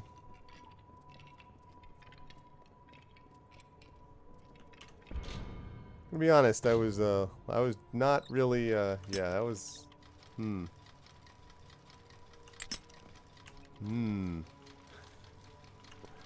Oh man, that was funny.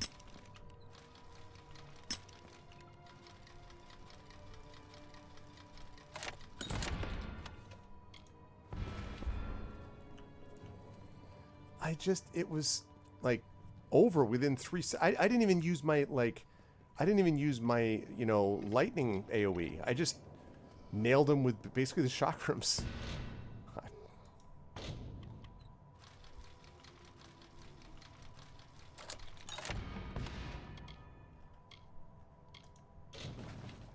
Oh. Oh, you.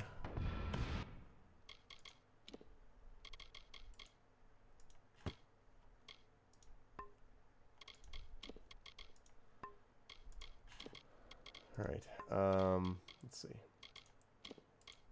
Destroy, yes. Destroy, yes. Destroy, yes. Destroy, yes. Destroy, yes. Okay.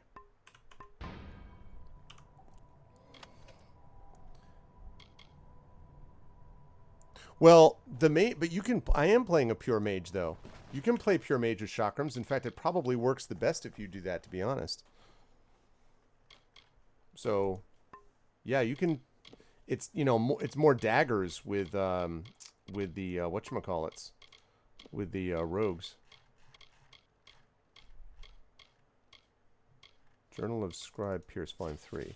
There is little time left. A demon, a temptress, sent from the underworld of Amalur to tear down the great wonder Lear has built, a mortal target for the Niskaru to destroy. She is no human. She is no beauty. She is a liar. Lear is dead, and we are trapped within this palace by maddening thorns and halls of flame. She hunts us one by one. I do not know why. She is a thing of rage. Some of the guard brought her down, but she simply rises from each death, flames burning brighter with anger. She cannot be killed. She will either hunt us to our deaths or leave us to wither. Notice, chat, the subtle thing that's done here. Leave us to wither. Whither will we go? Not leave us to wither as in the tree, but leave us to wither. I'm sure that was a completely intentional spelling of wither. Whither wilt thou lead me? Speak. I'll go no further. Does anyone know what that's from? All right, my lit people in chat, what is that line from? Whither wilt thou lead me? Speak. I'll go no further. Where is that from? Yep, exactly. That's why you can't just rely on spell check, right? Without Googling it, what is whither wilt thou lead me? Yeah, there you go, Shadow. Very good. When he is being led by the ghost of his father. Okay.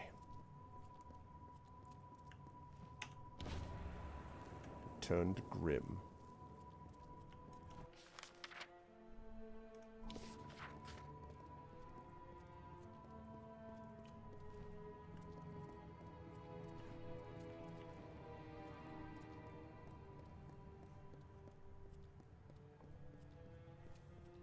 Yes, yes, indeed. Exactly, Miranda. Alas, poor Yorick. I knew him, Horatio. Man of infinite jest, most excellent faculty. He hath borne me on his back 1,000 times, and now...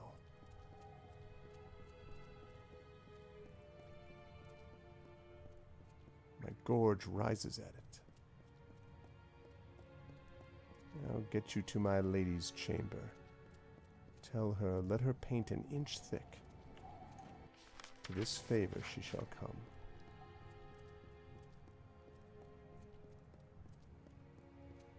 Oh, I Just like, fortunately, the game's like, do you really want to run to your death? Like, no, not really.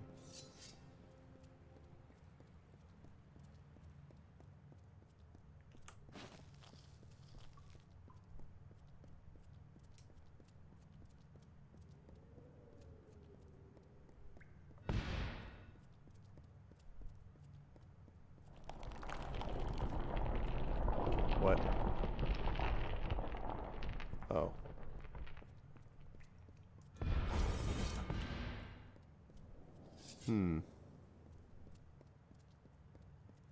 Okay.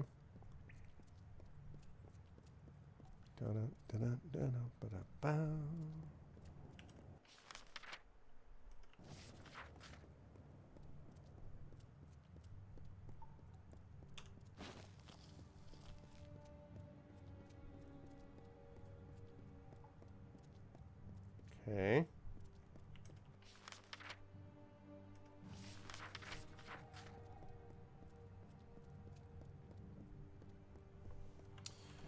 All right.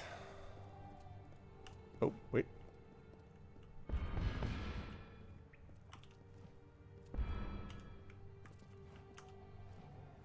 Already used it.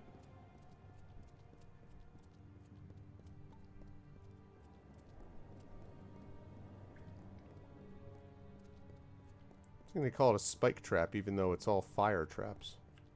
Can I loot that dude? No. How silly of me.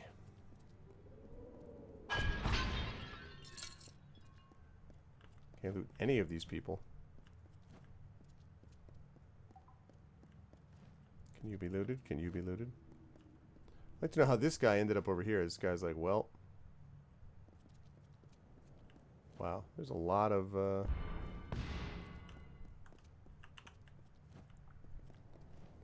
Yeah, they do. Wonder if any of them picked them clean, like looted them a bit, and then they were like, all right, good, and then they got killed themselves. I don't know.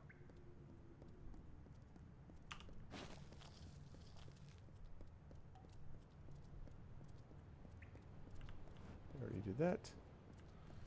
Hello, dove, as they say. That's the glass of ambient, then. Nicely done. And it says the missives are... very interesting. I'm saving that for another time. Still don't know if I trust this dude. There's one piece of this puzzle missing. We need to find out who the Hierophant is. And to do that, we part ways. For now. Your path lies in Sun Camp, to the south. Lay low, take some jobs, and we'll end this soon enough. Sun Camp? Not like here, Dov. The heat's enough to kill the smile on a traveller, and there's not a lot of shade. That's down in Detire, then. What do I do there? Act inconspicuous. The Hierophant's still watching, and will learn that you survived, but not that you suspect anything. I thought we weren't While supposed to you're let her there, know if speak she was with awake. camp's leader, Arjeen, and get some work. Hopefully, it will distract the Hierophant. I'll find you soon enough. Assuming you're not killed first. She's quite a harsh one, but mostly harmless. I blame it on the sandwich out there in Detire. Detire, okay. Goodbye. Right. Okay. So, now let's take a look and see. Let's see what we've got. No, no. All right, we've got, so we've got Breaking the Siege, which is up there in Rathir. We've got An Old Friend, which is down in Detire. We've got, swear to God, if I close it, don't reopen it, please. Outside the Box, which is down there in Detire, yep.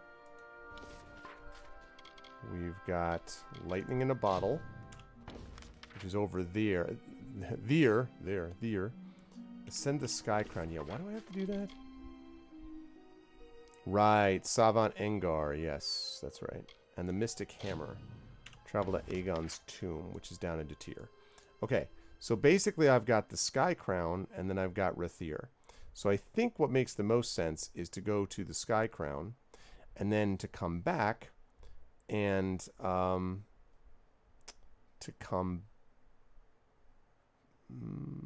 Interesting. Yeah. Anyway, so yeah, so I think the thing that makes the most sense is to go Skycrown, Rethier, and then head down to Detir. Before I do that, though, I do need to sell some stuff, so let's do that first. I'm going to go to Shield Ring Keep because I know at least I can get my stuff repaired there.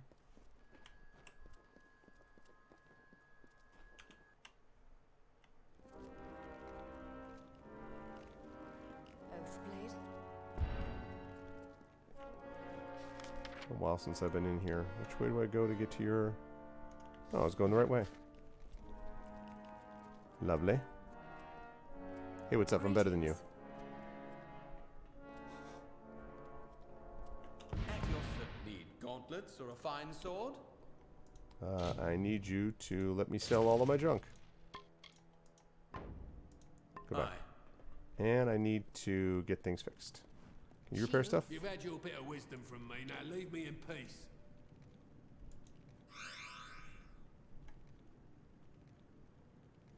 Oh. What Okay. do you want from an old sour blacksmith? Do that again? I can't. Okay, great. I managed to train. I wasn't meaning to do that, but Here to join, then? You don't look like a pet. that's what I want. Repair all. I have 538,000 gold. Patron? That is... That's quite something. That's a lot of money. I'm here to tell you. Shield brother? A lot of coin. Whoops. I just walk in and then whoops. There was a guy, when I went to the University of Connecticut, there was a guy who I never actually saw. But he had lived in the dorms on and off for a long time, and he was popularly known as, and I quote, the legend. Because he had something like 4 or 5 different bachelor's degrees, and he just kept staying and taking different degrees. And obviously the university's like, all right, like, we're gonna, you know, as long as he wants to keep, you know, paying us, we're gonna do that. So, yeah, he was known as the legend. I wonder whatever happened to that guy.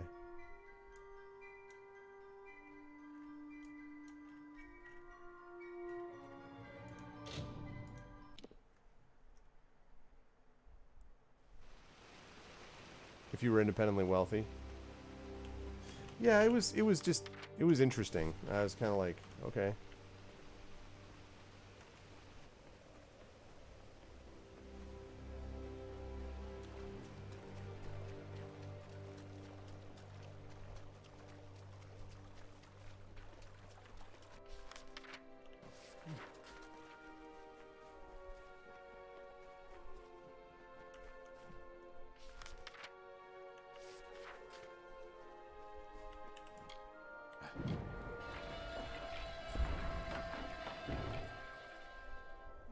Probably working at his 37th degree. Yeah, definitely. Hey, what's up, guys? Whoa, hey.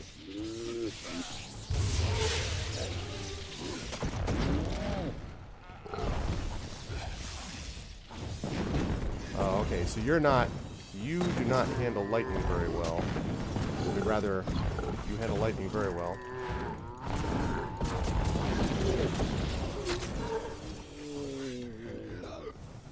This guy was a little bit tough. This guy was not super easy. I mean, still took him down with ease, but he was not as easy. Let's put it that way. I thought for a minute that said robes of clothing, and I'm like, what? Boots of foot covering. I'm like, all right. Exactly, that was his cover. That sounds like a much better theory, Trish, than what we all assumed, which is just that he was like, he's this guy, you know.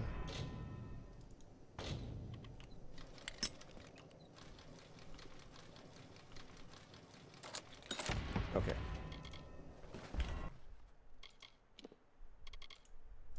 All right.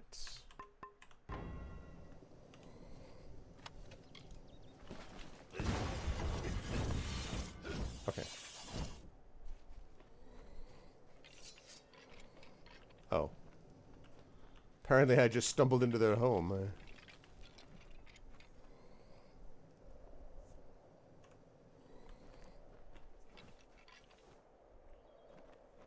Just known as the Legend. Maybe that's where he got the name.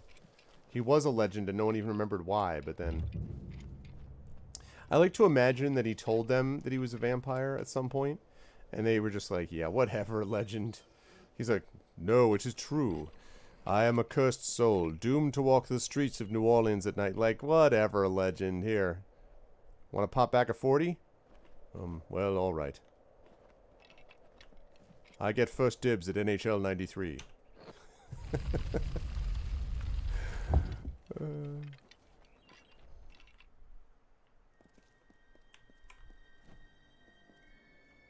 Okay. Must ascend the sky crown, huh?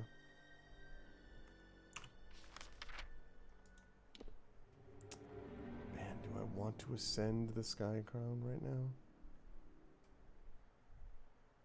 Warhammer with a weight of 1,000. Okay. No, I don't think so. This was really good, though. All right, we're definitely making progress, folks. So we're going to do this one, and then we'll do the Breaking the Siege, which is up in Rathier. Then we head down to Detir.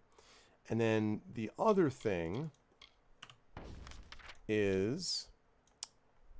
So we do Detir, and that's all this stuff down here.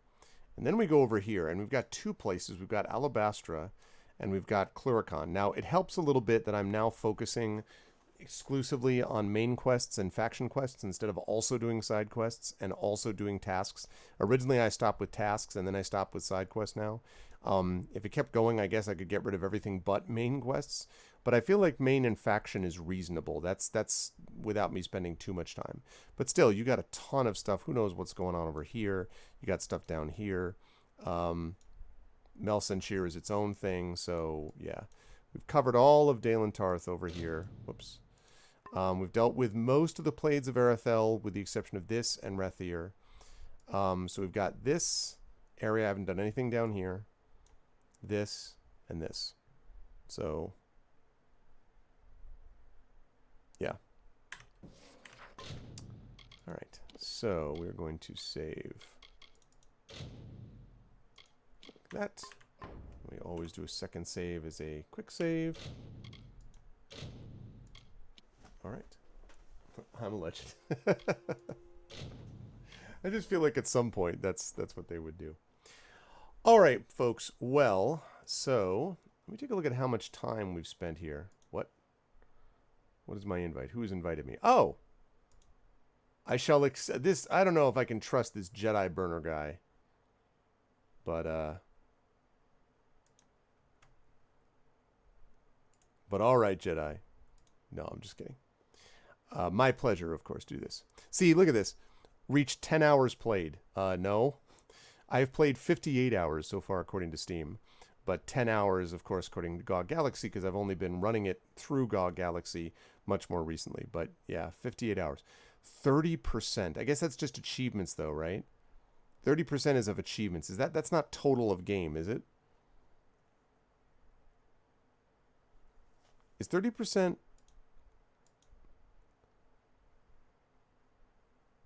All players average have done 16% of the game in 23 hours. So I wonder if that's like all completely or... Yeah, because I earned 25%. Yeah. That's what I think is going on. Anyway. Okay, so with all of that said, we're going to shut down... Mute that. Deactivate. Bear with me 1 second, folks, while this comes back over. And like that. All right. Success. Give me 1 second here.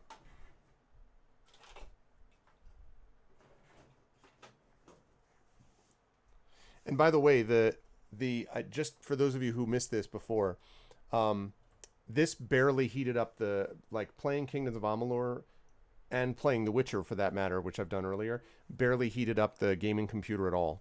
So it literally is just, there's something about PUBG that is not well optimized for that computer that really heated it up. I mean, again, not to within dangerous levels, but just where it was clearly noticeable to me that it was heated up. And that was, yeah, that was definitely an issue. Also an issue is my long hair that is getting longer, and I need to trim it back a little bit before Monday. Anyway, yeah, it's definitely unoptimized. I I could definitely tell that was the case. That is going to do it for me for today, folks. This was a lot of fun. Tomorrow we have got some D&D with Infinity and Beyond, Curse of Strahd going on tomorrow evening. Don't remember it being that white. It's got white patches to it, yeah. I mean, my hair is blonde with a little bit of white, more white and gray. So, I mean, like, I kind of like it, to be honest with you, Norway. I could just dye my hair, I guess, if it bothered me. But it just hasn't really. So, yeah, I got that right. I got that that sort of, the wise, thoughtful, And of course, if I shave this off, I lose like 10 years immediately. So I could do that. That'd be the case. Maybe I'm a Steeler wizard, Yeah, I don't. God knows, Arudinel. I have no idea. I mean, it was one of those things where I literally just, because I have my hand, here on the desk as I'm using my mouse, and I felt on my arm like this wave of heat. I'm like, what is that? And then I reached down, and my computer was hot. And now when I feel it, like, it's not at all. Like it's near the fan vent. It's warm, a little warm, and then the rest of the computer, cool. But when I was playing PUBG, the whole thing radiated heat, and I'm like, so. Yeah, probably. I mean, my hairs are part of this, again, is because my hair is blonde, typically, so it sort of shows up even as being whiter than normal. But the main problem is just that, the main problem right now is that my hair is messy, and it's because I haven't had a haircut in 5 months, and I've been trying to do something a little bit different with it and grow it a little bit differently and see if it creates a different look, because I literally have never in my life had long hair, ever. Like, I've always just had short hair, and it's a lot easier to manage when it's short, but I want to see what happens maybe when I grow it a little bit longer, and I don't want to do the Doc Brown, and I don't want to necessarily do the mullet, so we'll see. I don't know. I'm just giving it I mean, I figured, if I don't do it in the middle of a pandemic, when exactly am I ever going to do it?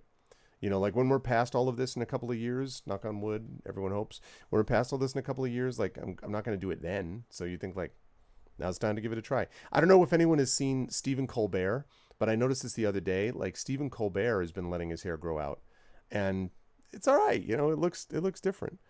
It's got that kind of, Viggo Mortensen in The Road, type of look. Like, just like, ooh, dramatic. So, anyway. No, I hate the Doc Brown thing. Definitely do not want that.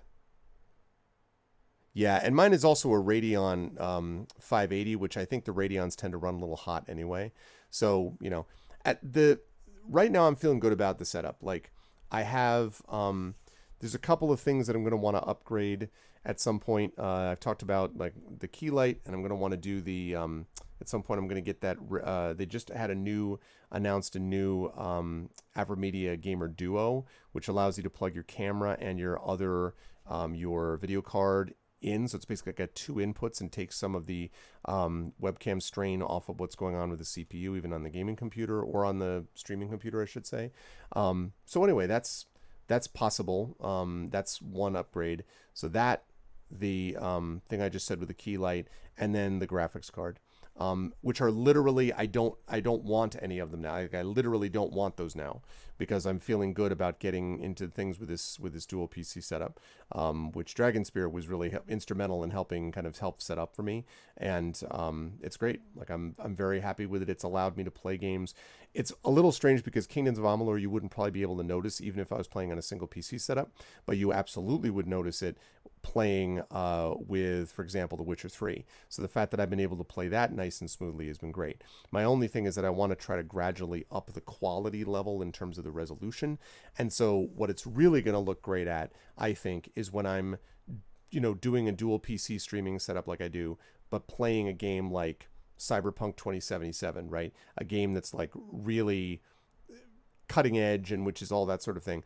That'll be an example of where having that second PC will really help in terms of taking strain off of the rest of the computer. Also, I wanted to tell people, because I happen to notice this thing, that I'm almost done, I think, with The Witcher 3 Blood and Wine. I've probably got another couple of sessions. And I noticed that when I was taking a look at that I was looking at the games to play afterwards over on GOG. I noticed that they have Mission Critical on GOG, which I didn't realize they had. Now, I've talked about this game before. I actually have the disc version of Mission Critical over there. Really underrated, cool game that a lot of people don't really know a lot about. So I think after I'm done with The Witcher 3 Blood and Wine over in GOG, I'm going to do Mission Critical next. That is not a super, super long game. I don't know what we're looking at, maybe like 5 sessions, maybe, I want to say, and it has been a long time since I've played it, so there's a lot that I don't remember about it, but it's a really cool game, I think, to be able to stream. And then after that, I don't know what I'm going to play over on Pen and Pixels, so we will see. But I've really enjoyed The Witcher 3 a lot, finishing that up, and so we will see how that goes. And as far as this is concerned, once I am done with this game over here, next up, as I pull open my games, there we go. Next up is going to be Never Alone, which will be just like a session, because I already played like half of that game. Then FF7 Remake, which I'm really looking forward to. I've been, excited about playing that for a while, so FF7 Remake. Then Sorcery, Books 3 and 4, which I know Miranda's going to like, and I know Coven will be big into that too. Also, the Dunsels. I know Commander Dunsel, Mrs. Dunsel are big fans of that also. And then probably God of War 2018 is what I would do after that. Then it depends. 7 The Days Long Gone is possible, but it depends on how I'm feeling. Lord of the Rings Online, I want to do some playing online of that. I want to give Fable: The Lost Chapters a chance and see how that goes, although by then maybe it'll be okay. I was going to say Fable might be too close to Kingdoms of Amalur, but I've got like 4 games or 5 games between this and that one, so maybe that'll be okay. So then we've got Wild Arms ACF. And then Planescape Torment, which I've played already, but people were excited about trying that out. Then Breath of Fire 3, and then it all gets a little shaky. Neverwinter Nights 2 Complete. I want to do the Mask of the Betrayer, which I've never actually done. Horizon Zero Dawn, maybe. That depends on how I feel. Elsinore is a Mirinda choice that he wanted me to take a look at, and I will definitely do so. Final Fantasy Tactics is one of my favorite top 3 games of all time, so I've always wanted to stream that. Deus Ex Mankind Divided, DLCs for various games. It all gets a little bit shaky after that. But those games for sure. After Kings of Amalur, Never Alone, then FF7 Remake, and then Sorcery, Books 3 and 4. That's pretty set. And then after that, we'll see how we feel about what the next set is going to be. I don't know about Baldur's Gate 3 Norway. I'm sorry about that. I just looked at that, Jedi. That sucks, dude. Yeah, trying to contact a real person at Amazon would be helpful if you could. Trails in the Sky second chapter. Not unless I want to play a game for the next 5 years, Jedi. I do like Trails, but man, that game is long. As far as Baldur's Gate 3, I don't know, Norway. I have to take a look again. I know they released a new trailer and stuff. I have to take a look. I've said this before. I don't love Larian. And it's not anything against them personally. I just feel like I bounce off their games. Like Divinity Original Sin 1, I played for a while. It's a game that I wanted to like. I just kind of was like, eh. I like Divinity Original Sin 2 much more than that, but again, I kind of got tired of it. I don't really love their writing or their sense of humor. I think that's part of it. And the problem I have with Baldur's Gate 3 is that Baldur's Gate 3 right now looks much more to me like Divinity Original Sin 3, which is what they were working on before the Baldur's Gate 3 thing came in, than it does Baldur's Gate. And I would like Baldur's Gate, please. Like, I don't want another Divinity Original Sin. And that's just me. Like, other people I know love those games, and that's great. But, like, and then the other thing is the whole Mind Flayer Cthulhu-ish aspect of things. I've talked about before, I really, really, really disliked the theatrical trailer. Like, I found it disgusting, and it was like, body horror is like one of my least favorite things on earth. And like body horror stuff with D&D, I'm like, what is this? So I don't know. I'm really going to have to measure it. And again, Baldur's Gate 1 and Baldur's Gate 2 are among my top 10 games ever. Those games are great, but I really don't know how I feel about the way that they'll handle it. And it's not even like I'm saying it's bad. It just may not be my type of thing. So we'll see. I don't know. Hopefully we'll get a sense of how things are. But that is going to do it for me for today. I hope you folks really liked what you saw and heard today. And if so, I hope you will do one of several things. I hope you will follow the channel. I hope you will check out the YouTube with !ArvTube, Discord with !ArvCord, Twitter with !ArvTweets. Website is arvanelaron.com for all of that. You go on the financial side, you've got !ArvShop for my merchandise with both Infinity and Beyond and Adventures in Middle-earth. You have !ArvTreon sitting right there. My Patreon, which is really the financial backbone of the channel, allows you to get inspirations for the players, inspirations for yourself. Yeah, exactly. That's how I feel, Miranda. Inspirations for the players, inspirations for the players in the game, and then you can get things for yourself, like a copy of one of my band's albums, a professional critique of your writing if you support at a high enough tier. You can even get a copy of, and you can get an epic character background written about you, an epic poem.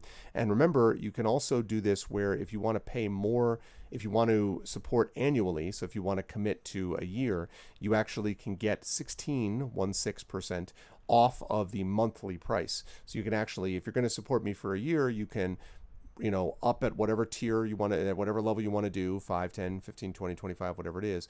And then you can just stay there for that period of time. And you'll save about, as I say, 16% than if you were to do a monthly, which I think is a cool thing that they've just added. So there's that.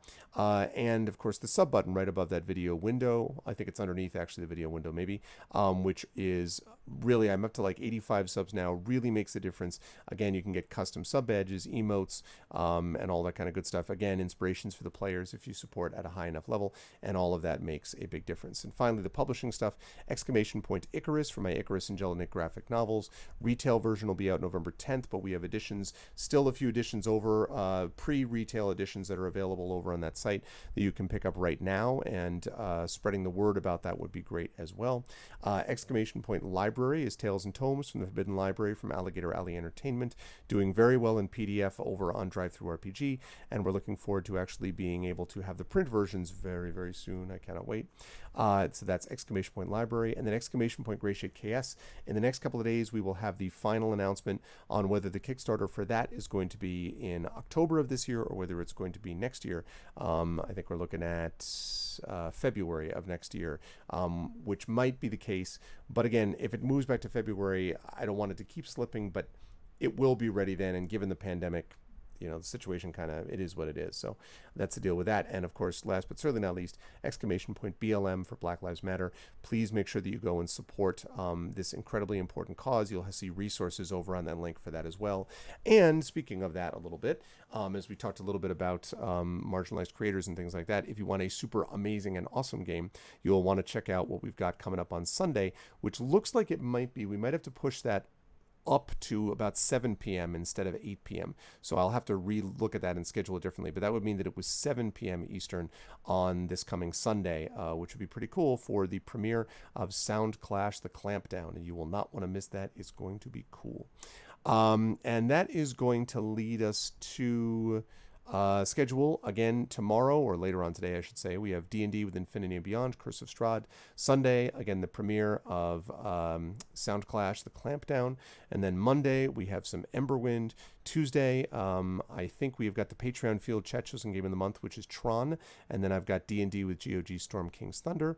And then on Friday of next week, I think Wednesday, actually, we have Community D&D because it was postponed from this previous Wednesday. And then Friday of this coming week, we have Esper Genesis.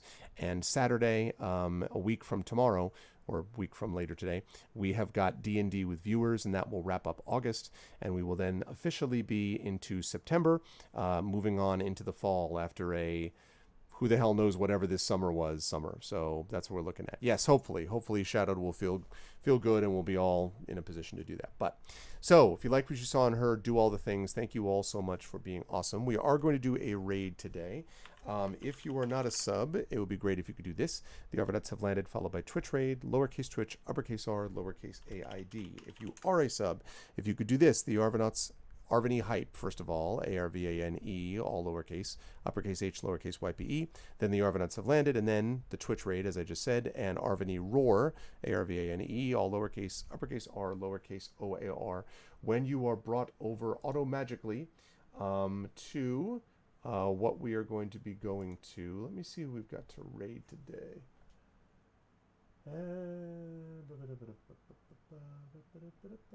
Oh, I see who we can raid.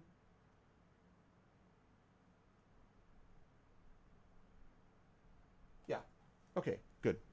I know who we are going to raid, so this will be great. Okay, cool. Just have to adjust your set to be better for your neck and spine. All right. That sounds like a plan. Okay, so that I think is going to do it for me. Again, if you can do that, wait around for the raid, go over and do that, and then of course head off to bed if you need to, or hang out if you like the person that we're going to be raiding, which will be coming up soon. I want to thank everyone for being awesome people and lovely folks tonight. Thank you to my wonderful mods, Arudnell, Coven Guy, Dragon Spear, Jedi Burner, Rock God, and Shadow Mage, all wonderful people. Thank you to my wonderful subscribers as well, Arudnell, Coven Guy, Dragon Spear, Jedi Burner, Rock God, Shadow Mage, Nonstop, Marinda, The Rising Tides, and Trishimats. And thanks to all my Patreon supporters in that group as well. Special thanks tonight to The Rising Tides for the awesome stuff with Masters of the Dungeon. Thank you, Brandon. I appreciate it. And thank you to my wonderful viewers, another TT viewer, Commander Root, Creative Alibi. Thank you to Dino, Divinorium, Gigafrost, Head of Nixon, Jagtris, J-Rab. What's up, J-Rab? I don't know why it didn't pop you up as a mod, but of course you are a mod. JLC, Johnny Carvin, Kurju, Cupti, Lurks, Mrs. Dunsel, I see you lurking, Nogbad, Panhandler, PKD Fan, Ponduck, Remastino, U Christensen, Universe, USS Norway, V&K, Virgo Praz, and Wookie Eater. Really? Not sure if okay with that. No. But anyway, thank you all so much. Much love. I hope all of you enjoyed yourselves. And I will see you folks Saturday evening at 7 p.m. Eastern for D&D with I&B, more Curse of Strahd. Until then, everyone, please be good to each other. And I'll catch you all soon. Have a good night.